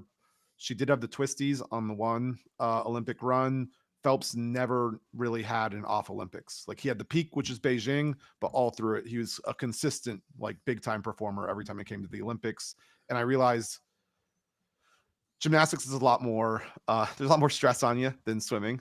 So totally get that you can throw that in there as well. But the fact is that Phelps never missed one. And I think when we're splitting hairs here between two people who dominated their sport, 2008 and the lack of kind of that one fallout put Phelps over the top for me. Dan? Yeah. I mean, yeah, again, all the people on this list have dominated the sports and have excelled in, but you only get to use that once. You're only allowed to use that once. Everybody's great. I mean, it's true. I'm I mean, picking a look at this list. Like cisgender white male. Simone Biles is an amazing athlete, and I've I've been so happy to be able to watch her do what she does. But 7 gold medals and 11 total medals versus 23 gold medals and 28 total medals. Michael Phelps has just sustained domination and excellence is hard to argue against. Like and Collin's point is a very good one. Like Simone Biles, like that was a non-controversy. Like she had the twisties and took care of herself, which was the right thing to do. But Michael Phelps never, was just got there and dominated every time. And I think that is a very strong argument. And yeah, I agree. All right, so I will make the argument for Simone Biles by undermining Michael Phelps slightly as a former swimmer, and somebody who didn't swim that fast, but like was a youth swimmer, right? Like you can imagine. And I'm gonna get killed by swimmers for saying this, guys. It's not that different. These different events are not that different. Like, come on, I'm like, you're fucking paddling water, okay? Like, come on, what are we doing here? Like. It's just like that's my argument against all these. Like, of course, the number one Olympic gold medal winner of all time is going to be a swimmer because you're doing similar motions and they all count as different events. It's like it's crazy to me. Like, and Phelps, to his credit, excelled at the one that everybody hates, which is butterfly. Like butterfly, I don't know what you guys know about butterfly. It is the fucking hardest one. If you're good at butterfly, you're probably good at everything else. Okay, like. And so the dolphin kick is like powerful use it in all 4 strokes when you're doing your turns and everything, especially. Yeah. So that's kind of like the major advantage. So it's like, hey, I can apply this skill. And as Collin just mentioned, you can apply this skill to like practically every other event that you do, and then like, oh yeah, still moving through water. Like Michael Phelps is famously like double jointed everywhere. Like is crazy double jointed, right? And it's like serves as a humongous advantage for him. And like, yeah, I'm kind of like, yeah, the medal count is dope, but like, I feel like that's the crux of the argument is that his medal count is crazy. And I kind of want to attack the medal count. It's like, I'm fine with the medal count attack. I guess my point though is you still have the 2021 for Biles versus Phelps never really having anything but show out performances. I'm with you on that. And my thing is like, I've never been a gymnast, but I can tell you that swimming is not very stressful. So like it's a pretty chill thing to do. You know what's stressful? Water polo. Okay. Like that's stressful. All right. Like when you're trying to drown the other guy and the other guy's trying to drown you, that's stressful. When you just need to focus on maintaining your form. Until we get a gold in it. Until America gets gold medals in it, there's not getting a lot of respect. We all know what team Collin's on. Team Trump right there. So so what was I talking about? Swimming. So much more chill than water polo. And I would argue way more chill than gymnastics. Guys, there's no fear of death in swimming. Okay? There's no fear of like paralysis or botching a jump. Huh? Then why are there lifeguards? Checkmate. Yeah. It's for people who don't know how to swim, not Olympic level swimmers. Okay. They have lifeguards at the Olympic swimming events. Yeah. Like what? Because if you did a bunch of coke before you swim and then you have a heart attack, like I think it's about cramping, but yeah, I mean cramping my ass, dude. Like one part of your body will cramp. Your whole body will not seize. Okay. Like you can figure it out. If you're an Olympic level swimmer, you can tread water to the wall. Okay. Stop. All right. Like this is ridiculous. Like it's just not a stressful sport, guys. Like it's maintaining form. It's stressful in that regard. It's maintaining form, maintaining breath, but it's a lot like kind of distance running. I compare it more to distance running than I do like anything sprinting or anything like that. It's about maintaining form, keeping your cardio up, making your body's in a certain shape, make sure that you're able to, propel as much water as you can. That's it, dog. Water polo, these dudes are trying to drown you, dog. Like they for real are sticking their feet in your speedo trying to kill you. Okay. Like that's a different sport. Okay. Like, so yeah, but anyway, we're not talking about water polo. I'm talking about how swimming is not as serious as like we're giving Simone Biles for giving her crap for getting like the twisties. Like, no, dude, that's a real fair. thing. That's fair. But I mean, yeah, Michael Phelps was competing against other swimmers, and he dominated. You're the chillest one of the bunch, Mike. Congrats. Like it was the least stressful for you. Like that's ultimately what it was. Swimming was the least stressful for you out of everybody. Like congratulations. But no, I'm not gonna crap on Michael Phelps. Obviously, he's like the fucking greatest swimmer of all time. But like, yeah, no, as somebody who does respect Phelps a lot and also does, made this argument purely for the sake of argument. But like, honestly, like it is super impressive what he did. And so, I actually in my head, guys, like Michael Phelps is 1 seed here for me, and it's like not particularly close. Like the geopolitical implications of what he did in Beijing alone, like 100% was like huge. Okay. Like to me, that guy's a goddamn American hero. So yeah, but yeah, I'm not casting my vote for Simone Biles. I'm just trying to make an argument for her. Yeah, I mean that's fair, and it's a good argument. Like, Yeah. She's one of the greatest athletes of all time, and they're both great. They're both awesome, and Smobiles deserves a little credit. I mean, that's why this other category is just absolutely brutal. Sucks. It's but if you think Dan and I were gonna vote for someone married to a Cubs player, a Bears player, Bears got another thing coming. At least he's not married to like a fucking piece of shit Seattle Sounders or the Seattle Seahawks guy, right? Like, was it Hope Solo, Jeremy Stevens? Those two deserve each other. So, and I mean that in all the ways. Oh man. Yeah. Before we step into that spicy territory, let's get to our 4-5 matchup: Serena versus Tiger. This is actually really fucking hard, guys. Like, this is a tough one. Yeah. This is really hard. So I have some fun stats I put out for this one, just because it is interesting how similar like both their arguments end up being, in the sense that neither one technically has the most majors, right? Because Margaret Court has 24, Serena only has 23. Although a lot of Margaret Court started in the amateur era, which is a little bit different, and it starts in the 60s. Similarly, Tiger doesn't have the most. He has 15. Nicholas has 18, but that also is if you're counting stuff back in the 60s. So then if you're talking about people right around them, Steffi Graf, she was playing into the 90s. She's one behind Serena, so Serena does, have the most outside that. So if you're talking about the Open era, Serena has the record. Although if you count overall majors, she's slightly off one. But I think the general consensus is that you don't count the amateur era. Margaret Court doesn't count her 11 Aussie Opens or whatever. So yeah, then you're talking Tiger.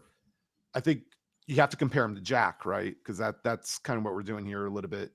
It's tough to compare Tiger to golf, even though they're both country club sports. I don't know what you guys think, but here's where I am going on it is I think consistently winning in golf is a lot harder than winning in a tennis tournament, just because of the way how open and random golf can be at times. I think the way that Tiger dominated is just something that we'll never see. I was looking up this fun stat over the day, and Tiger's odds versus the entire field at Augusta National. And 2007, it was literally minus 125 to pick Tiger and versus the field. He was favored over every other golfer in that tournament. Like, that is an absurd stat for golf, especially. And it's not even like that was a one-off, because you have a bunch of plus 130s, plus 150s and stuff throughout. They did find themselves under even odds, which means that even with random luck, anything else that can happen in golf, people thought he was more likely than the other 119 people, right? It's 120, or is it 90 that they put out for Augusta National? I can't remember the full number. But they basically said Tiger over all the rest of them combined. And that is just such an absurd stat to me that I lean Tiger, just because I think golf in general is more of a random sport, and his dominance was impressive. Yeah, that's a good argument. I definitely have gone back and forth on this one, because on, like, I guess similar to the Phelps versus Bile argument that Euno made, like, I think that, tennis being a one-on-one sport, you're literally facing down your opponent and trying to beat them like one-on-one, like that adds some intensity, versus in golf you're essentially playing yourself. Like, you're trying to I feel like that I was leaning towards Serena when I was thinking about that, but the argument of like I remember now, like, Tiger Woods had me interested in golf, which has not happened since Tiger Woods has been off his, like, stopped being Tiger Woods, or at least the superstar that he was. Like I would watch golf and like follow Tiger Woods and be really invested. I'm sure there's some great golfers now, but there's nothing on that level. I think, I think because of that, because of how dominant he was in the, as you said, a sport that can be as random and as ultimately chaotic as golf. I think that is a very strong argument, and I think that has swung me back on the Tiger side in this case. Oh, so it's 2 Tiger votes? Yeah. Yikes. Okay. I mean, my argument was actually my vote was for Serena, and it was to kind of undermine the Tiger argument. Well, you guys went on longevity versus peak. I think Tiger does have obviously like probably the most dominant peak in golf history, where literally like the courses had to be changed for him. Like Yeah. they called it Tiger proofing, where they had to like just stretch out these courses, like stretch out the holes, because no homo. Or sorry. Pause. Wow. After I thought for sure I was said the most offensive thing on this podcast, but now I'm not so sure. I gotta throw in a pause. I'm sorry. Lengthen the course to Tiger proof it. Okay, and like that should speak to like anytime they're changing the rules for you. Like Yeah, we got to talk about that, right? At his peak, he was just so dominant. Like some of those performances were insane. So dirty little secret about Tiger and his peak is that actually that dominance that we recall was a fairly short amount of time. It wasn't actually that long. For a sport like golf, where you think the longevity might be a really long time, he did win the odd major. Obviously, the Masters in 2019 comes to mind, but it kind of came to a screeching halt after the scandal, with his wife, and so. And even before then, there were signs of like, injuries catching up to him. Of course, he famously won the Players with that bum knee. I think it was a bum knee. I think it was like he tore his ACL or something, kept playing. And so you have those types of moments. And he is kind of like, to me, he's like a Kobe Bryant figure of golf or a Michael Jordan type figure of golf, where like his individual legend is like so great and insurmountable in the sport. My thing with Serena is that her prime was really long. Like it was in a sport where literally in tennis, where like you're not expected to have a long prime. Like it used to be in tennis. If you're 25, you were old. It's like, hey, you're getting on that. You might start thinking about what you're going to do after your career, whether you're getting into coaching or you want to be a personality or something. Serena played forever. Okay. And she was freaking good forever. And if she played, it was an event. And it was kind of like Tiger, except she actually won these events. Like she had and not just the fact that she played singles. She also played doubles. She was playing all of it. She's putting all the wear on her knees and her legs. So like props to Serena. To me, it was like way more impressive that she had a longer prime in a way more athletically intensive sport. Sorry, I don't consider golf to be super athletically intensive. No, John Daly played it. Yeah. And John Daly has won. He's like won tournaments. So yeah, no, I'm more like Serena's obviously the superior athlete. But if you guys can take Tiger because of the crazy peak, I totally understand. My only argument is that peak was not as long as people remember it. It's actually pretty short. The one thing I'll say about the longevity is I do think that maybe mentally, even myself, I think I downplay Serena's a little bit, just in the sense that seemed to somehow, for whatever reason, be the norm actually for tennis players around that age. Because I mean, you look at Federer, you look at Nadal, Djokovic. Actually, like all the all-time greats were playing like deep into their 30s around that time. So it does seem that tennis, used to be a really short, like prime sport, but in like the 2000s, 2010s, whatever was going on there, the elite tennis players were able to kind of extend their careers pretty consistently. All of them, basically, all the top level people were able to. And I think it has a lot of it to do with it's a less like run up to the front of the court style. So tennis, like the style that was in vogue when these careers were really short was like a serve and volley style, where you're like serve and then you run up and you need to like get to the net, and you're doing that repeatedly. You're just putting all the stress on your knees while you're doing that. And now it's more of like a kind of lateral style where you're playing a lot more like baseline to baseline. And so like I see that kind of style extending careers to an extent. And then but the stuff that just like I think you're right. We did kind of normalize this because Novak Djokovic, Rafael Nadal, and Roger Federer had such long careers. Roger especially was like the kind of like forebear for all this. We were just like, is this guy gonna die? Like, what is happening? Like, will he go away? Obviously to me, Federer's the GOAT, but that was like one of the things that I considered was like, you're right. We do really underplay that, and we don't get enough credit because it did kind of seem to shift. Though it remains to be seen if it's still the case after they leave, right? Like I haven't really seen, because we haven't seen runs at the top because of these guys. They were basically gatekeepers, like, and Serena also a gatekeeper. So yeah, it remains to be seen. But I voted for Serena. You two voted for Tiger. Not gonna argue. Tiger's from my hometown, so let's move along. Let's see. All right, we're gonna move on to MLB and we're gonna blaze through this. All right. Round one is it's Shohei Ohtani for me. I don't give a shit what you say. I'm Dan, I'm not making an argument on this one either because this is a ridiculous comparison. Yeah, it's got to be Babe Ruth. are you fucking kidding me, Dan? Babe. It's the Babe, man. This is insane. I must be taking crazy pills. You guys are just looking at numbers. Here's some numbers y'all should pay attention to. Exit velocity. Okay. Swing speed. All right. We don't even Fastball know velocity. we don't even know what Babes were. Yeah, not as fast. That's all you need to know. Okay.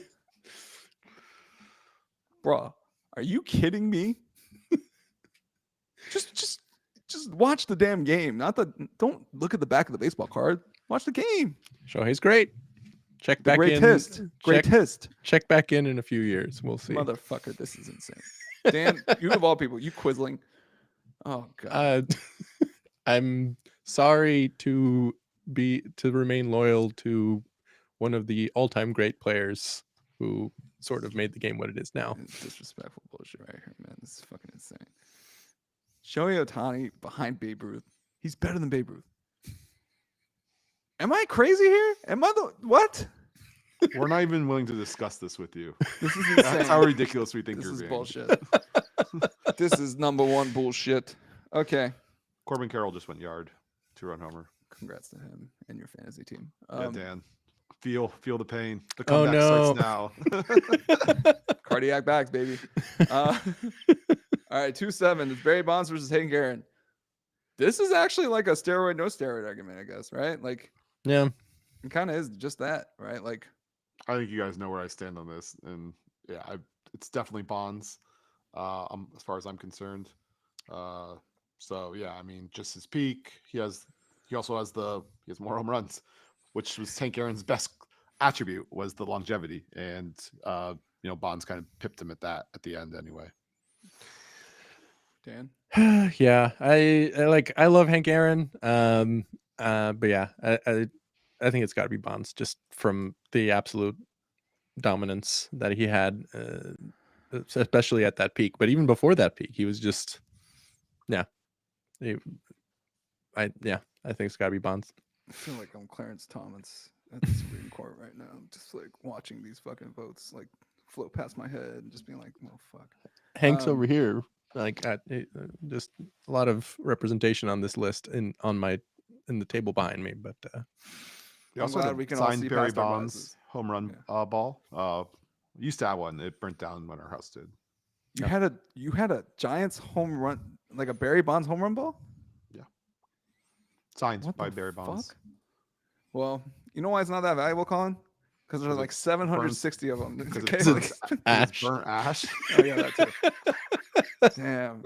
Oh, the insurance payout on that should have been fucking crazy. What the hell? Oh, yeah, okay. I mean, it wasn't one of his MLB home run balls. It was spring training, but Oh, okay. okay. So it's one of like fewer than 760, probably, because I don't think he had 760 home runs in spring training. I would hope he didn't play that much spring training. Yeah, that's a lot. Okay. Yeah, I think we're on the same page. Barry Bonds. All right, Willie Mays versus Ted Williams. This is a tough one. This is the toughest one on this list for me. Yeah. This is a banger. All right, Dan, take it away. Yeah, like I just said, this is the toughest one on this list for me. Like these are two just absolute titans of the game. I probably have to go Willie just because of the all-around excellence versus Ted Williams, just much more concentrated, quite possibly the best hitter of all time, which is a strong argument in favor of a baseball player. But I do think Willie Mays was just that kind of transformative player. He was an amazing offensive player and fielder and like figure in the history of the game. And yeah, it's got to be Mace. Despite my this is tough. Like this is the hardest one on this list for me. Let me go second, just so Euno can bring us home on this, because I know where Euno's going to go anyways. I'll just say I'm going to go for Ted Williams, just in the sense that he had a very modern approach to the game. If you talk about like launch angle and everything else, he was doing that 70 years ago. And, it kind of took 60 years, it seems like, for everyone else to have caught up to something that he knew back then. And just him being that far ahead of everyone else is very special and very impressive. I like that. Yeah, no, especially the comparison to his era. Like, it's very like apparent just how head and shoulders above the rest Ted Williams was. I feel like OPS Plus should be named after Ted Williams. Like, that's how good he was. Like, he was just fucking smoking everybody. He was laughing. Yeah, fools. and he his totals would be a lot higher, except he went and served in the military. Like a couple of different times in his career. Yeah, freaking patriotic guy. For 3 years in his prime, did not play due to military service. Like middle of his prime. Like, yeah. I always forget, was he Eastern or Western? What do you mean? Like, what did he go? Like, was he going east or was he going west? In the military. Oh, he was going east. Right. It was 43, 44, 45. I mean, actually, yeah, he might be going west. My bad. That's like towards the end. Yeah. Because I know he was in the Korean War, so I just didn't know if he was already like used to the Pacific and just went back. So his last season in the MLB, he had a 1096 OPS. That's insane at 41. And this is like steroids weren't even invented yet. Like, steroids weren't even a thing yet. This don't make no sense. This is some David Ortiz shit right here. Like, oh my God. Yeah. Although I guess in this case, Willie Mays also lost some time to serving in the military. So like even in this comparison, like, yeah. So that's a good point. No, but Ted Williams lost 3 years. Like, that's sure. Like, no, yeah, but and Willie didn't really hit his prime until he got back. Like, what Ted Williams was like squarely in his prime already. Like, he was already in his prime. But yeah. I think Willie Mays at 22, 23 years old, like would still have been pretty darn good. For sure. Yeah. But to bring it home, yeah, Murph kind of mentioned that he knows where it's going. And it's because, to me, Willie Mays might be the literal GOAT for me. Like, as far as a complete baseball player goes, like, that's the guy. If you're looking for a guy who can field, who can, bat for average, bat for power, like 660 home runs and 3,000 hits is fucking crazy. 300 career lifetime average, fucking crazy. All right. Like, this guy is. And an amazing center fielder throughout his career. Top notch, like multiple time, like 10-time gold glove, right? Like, how many gold gloves does this guy have? Sorry, 12. Like, yeah. Good God. In one of the most demanding, and he come on, like, the stories you hear about him aren't even about his hits, it's about his fielding. That's the stuff that people talk about. Like, dude, he was able to track down this ball, he caught it like a football wide receiver in this glove. Like, this is the kind of crazy shit you hear about. I'm like, that guy's a legend. There's a reason why Willie Mays is like synonymous with like legend. Like, that's just it. So what people think of Babe Ruth, I think of Willie Mays. Post integration, like just an ass kicking machine. That's my guy. So yeah, my GOAT's Willie Mays. We're really gonna have the Godfather Godson semifinal matchup. Semifinal matchup. Yeah. I think, who's your God Daddy? Doing this for the ratings. All right, Cy Young versus Satchel Paige. This is my who gives a shit for. Like, sorry, I just don't care. But go ahead, Dan. The absolute disrespect. Satchel Paige, one of the greatest baseball players of all time, in my opinion, the best pitcher of all time, should absolutely beat Cy Young, who shouldn't even be here. Walter Johnson should be in the 4 seed if we wanted a more competitive matchup. To me, it's pretty cut and dry. Satch was another trend, like a legendary figure, and he backed it up. He was it is an absolute shame that he couldn't make it to the majors until his 40s when once integration happened. But I think his numerous in that era, there, like when it wasn't baseball season, there was barnstorming season, and he would still play against all the major leaguers there and just absolutely dominate. And I think I think this is pretty cut and dry for me. Satchel should advance. All right. And he's also back here. Well, I feel obligated to, because, it was just kind of brought up that the person I was advocating for maybe didn't deserve to be here at all. despite having almost 100 more wins than anyone else in history, 1,400 more innings thrown than anyone in history. And yet Walter Johnson has a higher WAR.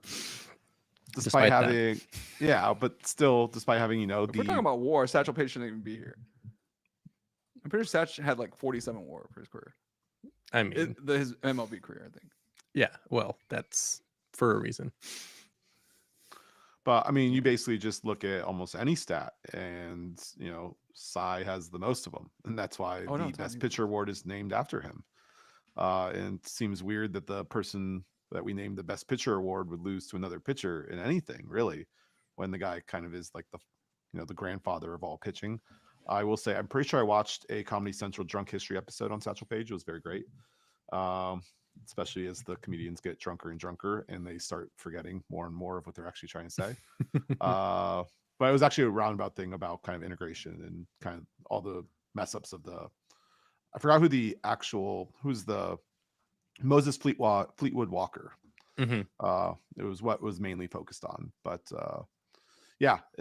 great episode. But yeah, I think when you think of the best pitchers, I think of the guy who's got the name on it for a reason and has all the career numbers, because we should also talk 22-year career.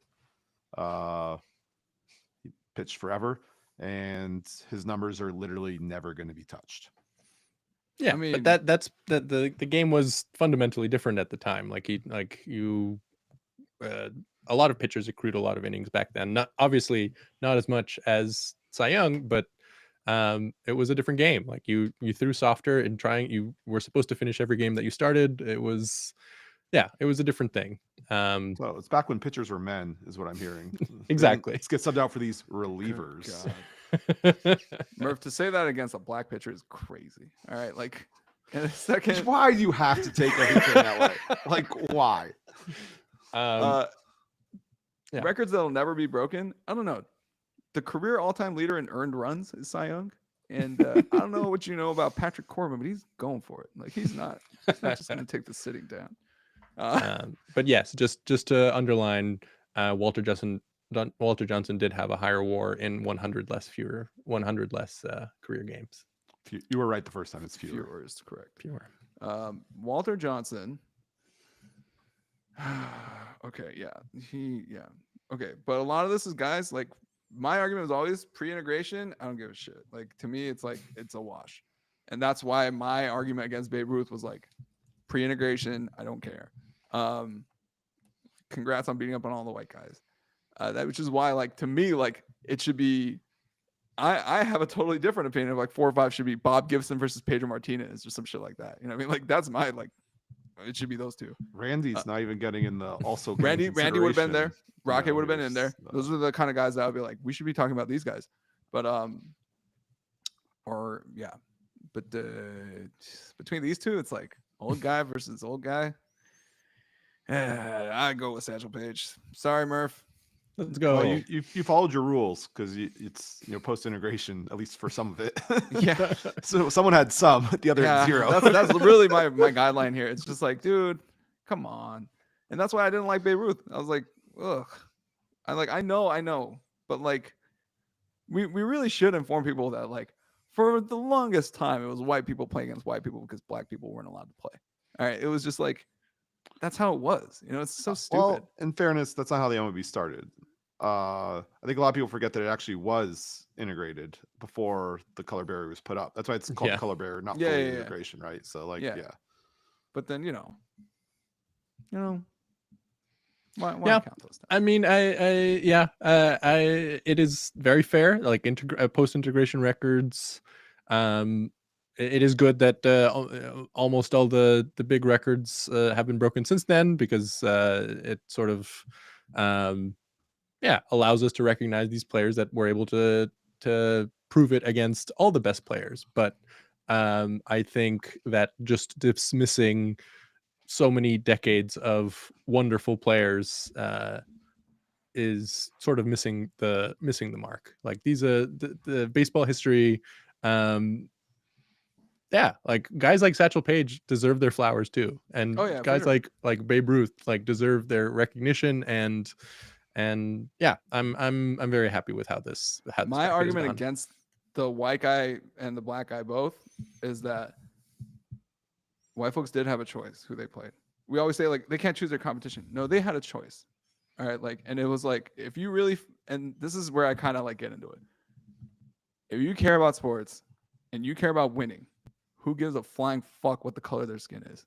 All right, like you technically had a choice, but you made a social reason for excluding these players.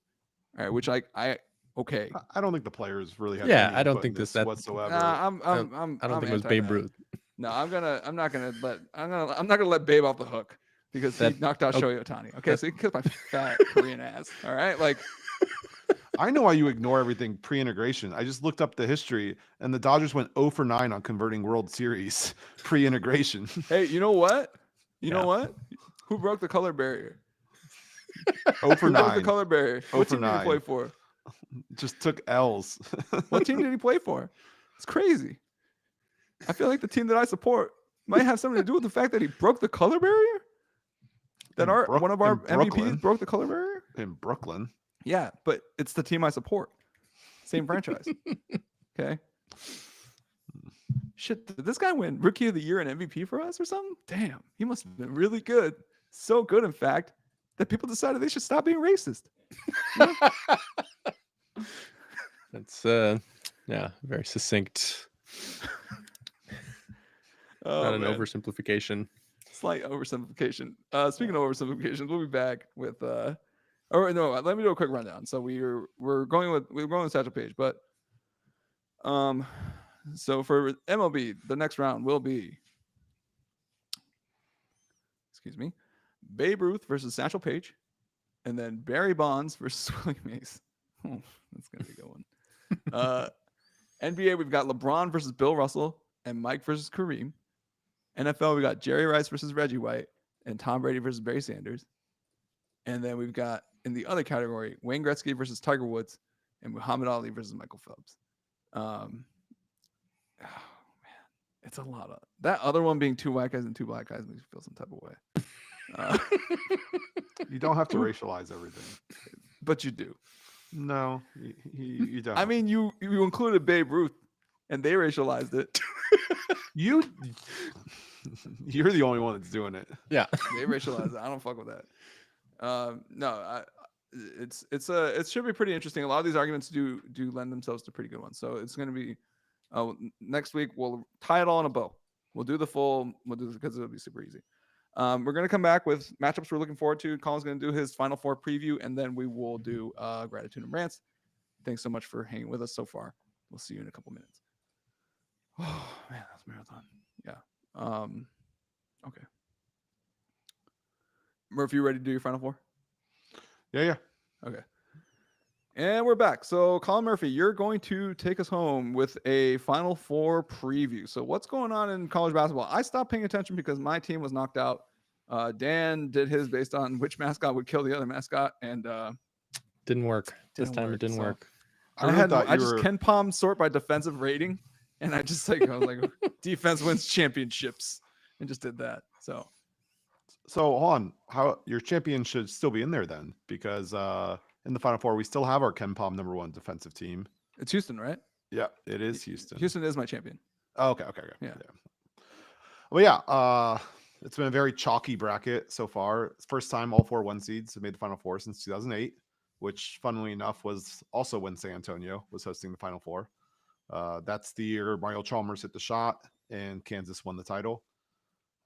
Which was all very exciting. I was in Alaska at the time, and he's kind of an Alaskan legend. He was celebrating, throwing Kansas stuff places. It was great. But yeah, for the matchups, Florida versus Auburn is the early game. A lot of points. The over-under is already set at 170.5, which is 6 points under that BYU-Bama game that went off for 201 later. So it's the number 2 versus number 3 offense in Ken Palm versus each other. They played once in the regular season as they're both SEC teams. Florida beat Auburn. They led by double digits almost the entire second half, but the game was in Gainesville. So it should be a very up and down game. Should be a lot of points.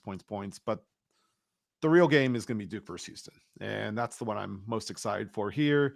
It's the number 1 versus number 2 team in Ken Palm. in the Elite Eight, both of them played the number 5 and number 6 teams in Ken Palm, and they both beat them by 20. Well, Houston won by 19, but same thing. Houston has lost one time in regulation all year. And also should point out that they play in a slow pace. They are the underdogs heading into this. Also, it's a clash of styles. It's the number 1 offense versus number 1 defense in the country by Ken Palm. So yeah, Duke's offense has been amazing all year. Houston, very physical defense. One thing to note on this though, it's kind of a little warning for both teams here. Houston 1-3 when they've played Ken Palm top 5 offenses this year. They have 4 losses on the year. So that's 3 of them right there. When they play top offenses, their defense has not quite been able to do it. Although keep in mind, again, almost all those losses were in overtime. So it's not like they were getting played off the court. But Duke also, for all their success, and they've been one of the most historically dominant teams, have like barely teams stay within single digits of them. They haven't played a top 20 defense since Clemson, which was also their last loss. So they have been feasting on kind of mid-ish to good defenses. They haven't played an elite defense in a while. And the last time they played a top tier one, they did lose. So it's contrast in styles here. We have the size and the youth and the skill of this Duke team. They have 3 guys projected to go in the NBA draft in the top 10 versus Houston's, this is a very physical, in-your-face team that's experienced. A lot of experience on this Houston team. So I think one of the big things everyone's kind of looking for here is Kelvin Sampson, as always, legendary Hall of Fame level coach, if they get past the fact that he's been suspended by the NCAA multiple times. They love to run this high trap, but this Duke team is very long, very tall, and they have very skilled guards. This is one of those things where you either the freshman wilt underneath the pressure, or you just pass over the top of it. And now Cooper Flagg is going on a 3-on-2 at the rim when Houston's tallest guy is 6'8" and he's 7'2", and this turns into a Cooper Flagg dunk fest. So you could see it go multiple ways here, and potentially could even happen, player possession to possession. Last thing on this matchup, Cooper Flagg, he's going to go number 1 overall in the NBA draft. He's best player in America, but he's going to go up against, this Houston team. They're led by LJ Cryer, who's probably the best closer in college ball right now. When Houston needs a bucket down the stretch, they're going to Cryer. Cryer has proved it year after year. He's been insanely clutch this year. So you kind of have, you got the experienced clutch older guy versus the young hot shot number 1 overall. It's going to be a great game. I'm really excited. Even the coaches are emblematic of this. Shire's young hot shot coach taking over for Coach K, and Kelvin Sampson he's been coaching forever, coaching his experienced team, and it should be a really great game. Number 1 versus number 2. You might be muted, Euno. All right, Murph, who you got taking it away, though? So my brain says Duke. I like the size of Duke. They're huge. Having your tallest guy be around 5-6 inches shorter than Cooper Flagg that's going to be a problem. But my heart really, really wants it to be Houston. I love the way they play. I love their defensive intensity. Cryer, he's got so much dog in him. I really, really want it to be Houston. But man, Duke has just been clicking. They're a young team. They fumbled a little bit earlier against some top teams, but it's just tough to pick against Duke right now. They've been absolutely dominant. The only team that's even gave them a remote pause in the last month or so was Caleb Love going on a heater as, the ultimate Duke hater, but even he wasn't able enough to sink Duke. Wait, did you say Cooper Flagg is 7'2"? What is he? He's over 7 foot, right? Isn't he like 6'9"? Like 6'9". Oh, shoot, you guys are right. Anyways, either way, I thought do they have a 7-footer on the team? Don't know how I was so off on that. His aura is just that much. Oh, I was mixing it up with Malak. Sorry. Malak 7'2", and he starts. Okay, so, yeah. I was like, he's definitely shorter than the black guy.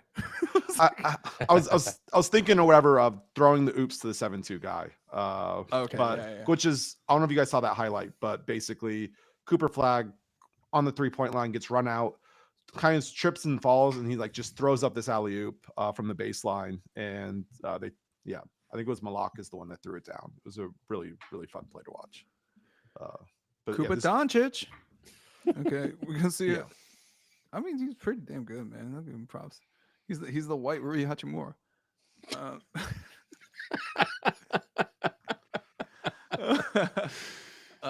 Okay, gratitude rants, Murph.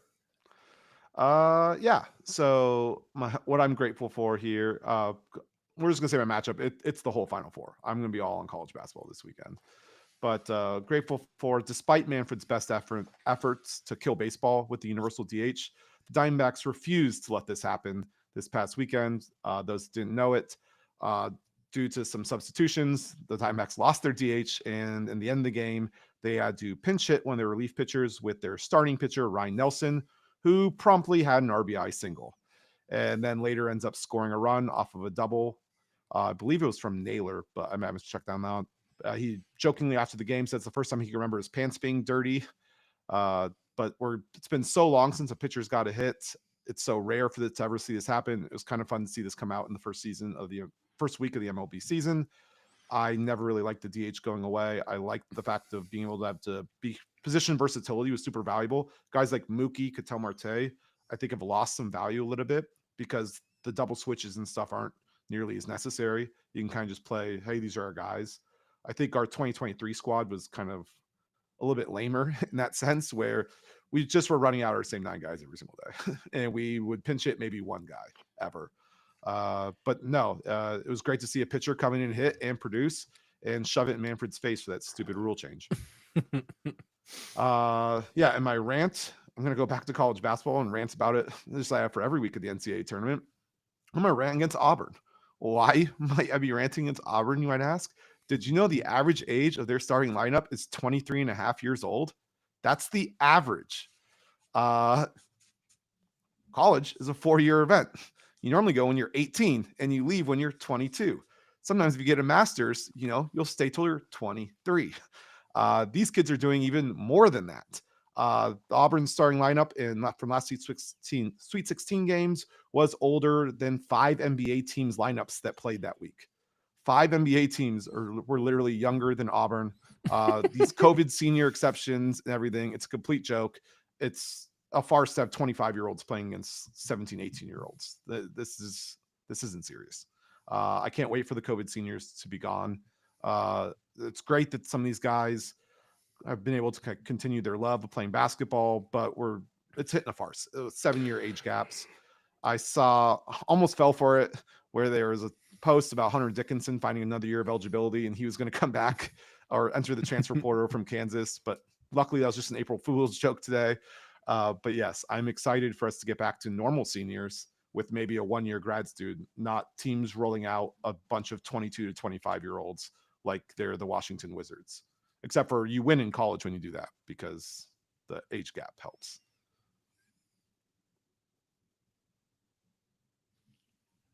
All right, good stuff. Dan, real quick, matchup you're looking forward to?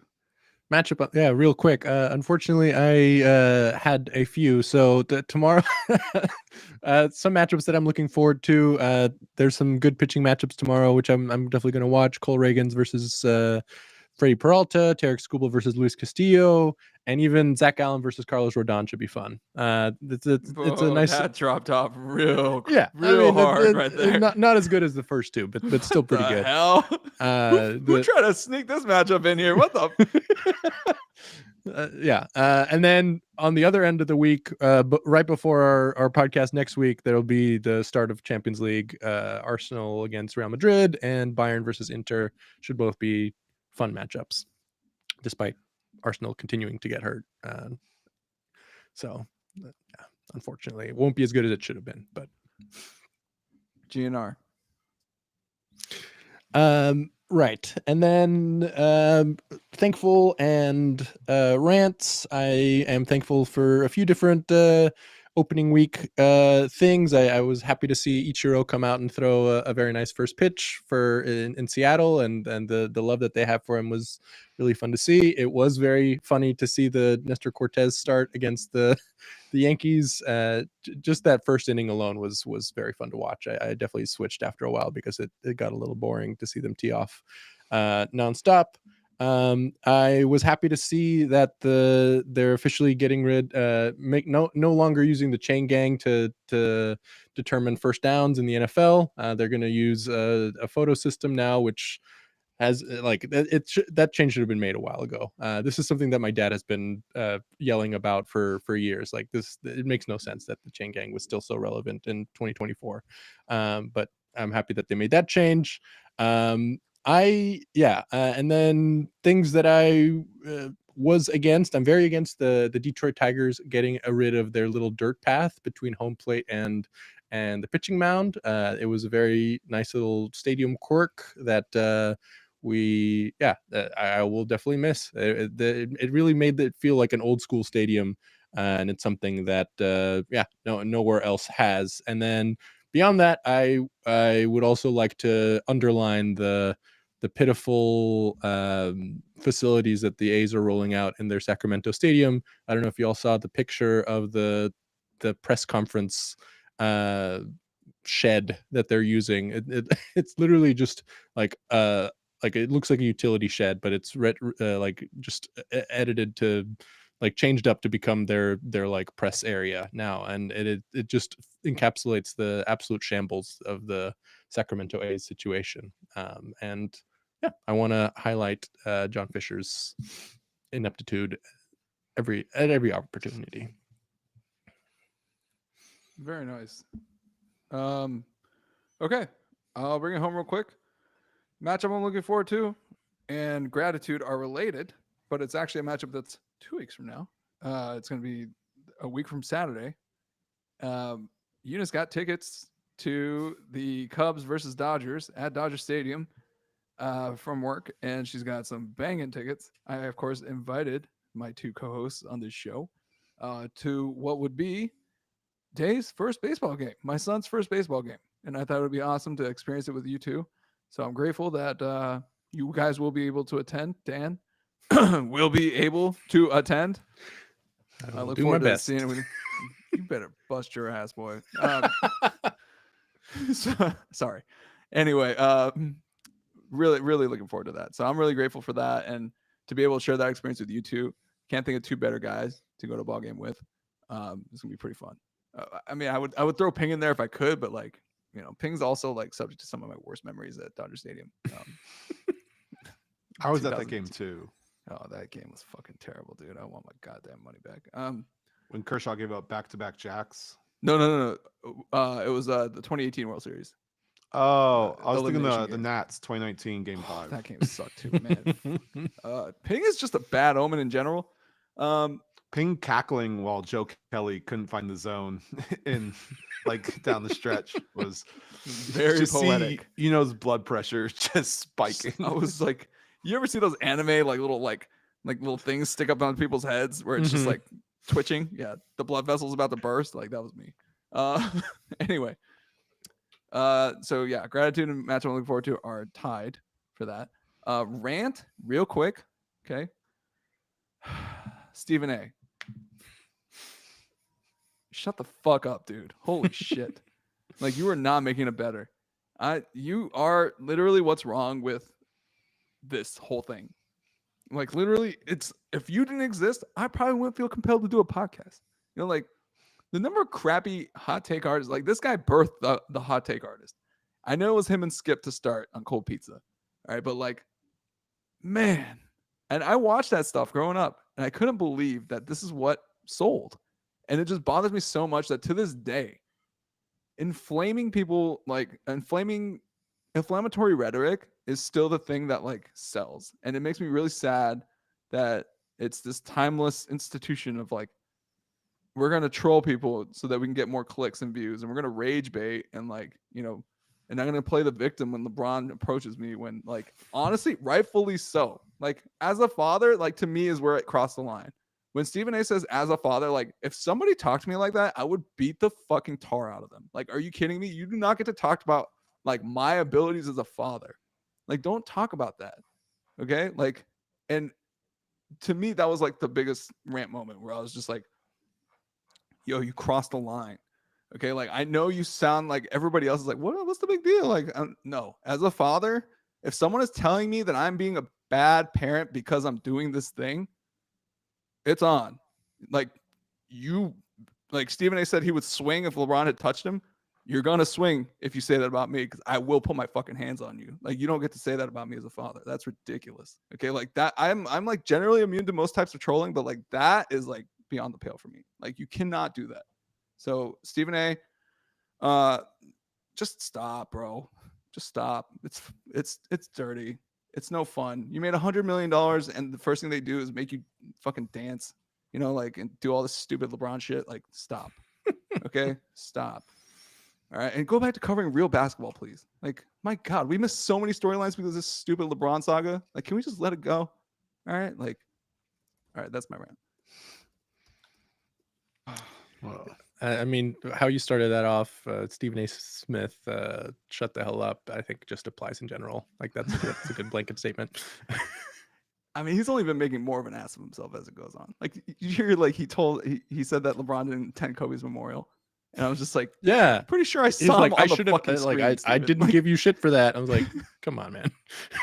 Also, it's so passive aggressive and lame to be like, yeah, I didn't say this or whatever. It's like, well, you are. So like, and then you ended up saying it, and then you ended up being wrong about it. Yeah. It's so stupid. It's just like, it's the stepping on the rake and it hitting you in the face type of like moment, Yeah, and then, but at the same time, like you mentioned, like ESPN is just investing, like it's putting all its eggs in the Stephen A. and Pat McAfee baskets, which are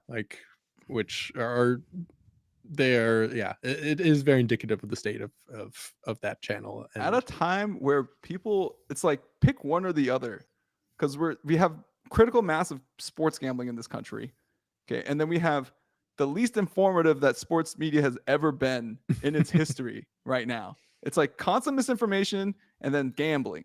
Like, where is the source of truth? Is somebody going to like do the legwork here and like tell us what you actually think is going to happen in a game based on like, analysis of the game, as opposed to like, well, Mike can give you a bucket, but LeBron can't, like go fuck yourselves, man. Like, pick one.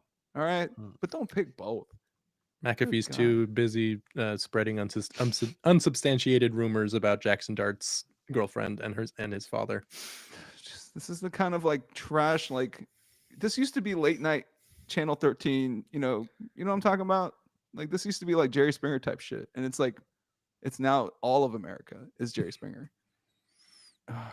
You can see the building where Jerry Springer shot his show from our apartment. Like, you can see it out the window. Oh, it's in Chicago? Yeah. Oh, that's crazy. I never thought about it. I always thought it was in LA for some reason. I always thought it was in Burbank. Anyway. I think I might have also, by the way, side tangent on this, but might have just cursed myself with that list dig in about the Goldschmidt fielding that ball to first, because Naylor just airmailed the throw on that exact same play, and it gave up 2 runs and extended an inning. Nice. Yeah. Oh, dear. Wait, what's the count now? 4-2 Yankees. Oh, okay, yeah. So but only 2 earned for Burns.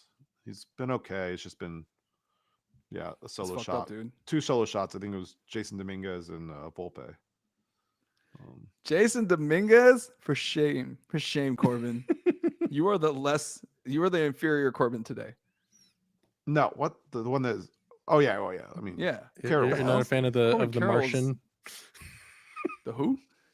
The Martian? No. Corbin I can't remember which one it was, but one of the home runs was like, we've been home run in like 4 stadiums. Like this stupid front short porch in right field. Yeah. Awful. Cody Bellinger breakout season on deck. He struck out on 3 balls in the dirt. I think it was the Volpe home run in opening day where he just like, it looked like a pop-up and it went out on the porch. It was like, oh yeah, this is Yankee Stadium in warm weather months. But yeah, some of those torpedo bat home runs have just snuck over the wall. Won't happen as much on road stadiums. Also, want to point out Chi Sox beating the Twins here in the. Of course they are. Oh, the city of Minnesota. I'm surprise contenders, Chicago White Sox. I mean, they're about to have a better record than us. They're about to be a better record than a lot of people. Are you kidding me? Yeah. This is over 500 right here. Latest in the season, they've been over 500 in a few years. It's insane. Oh, I know. I was at trivia with Steve, and he like mentioned that because I think they just won their first game that night. It's the first time over 500 in like 1,000 days. It's like, yeah. Well, ouch. Looking at the box score now. Yeah, look at them. 1-0 over the Twins.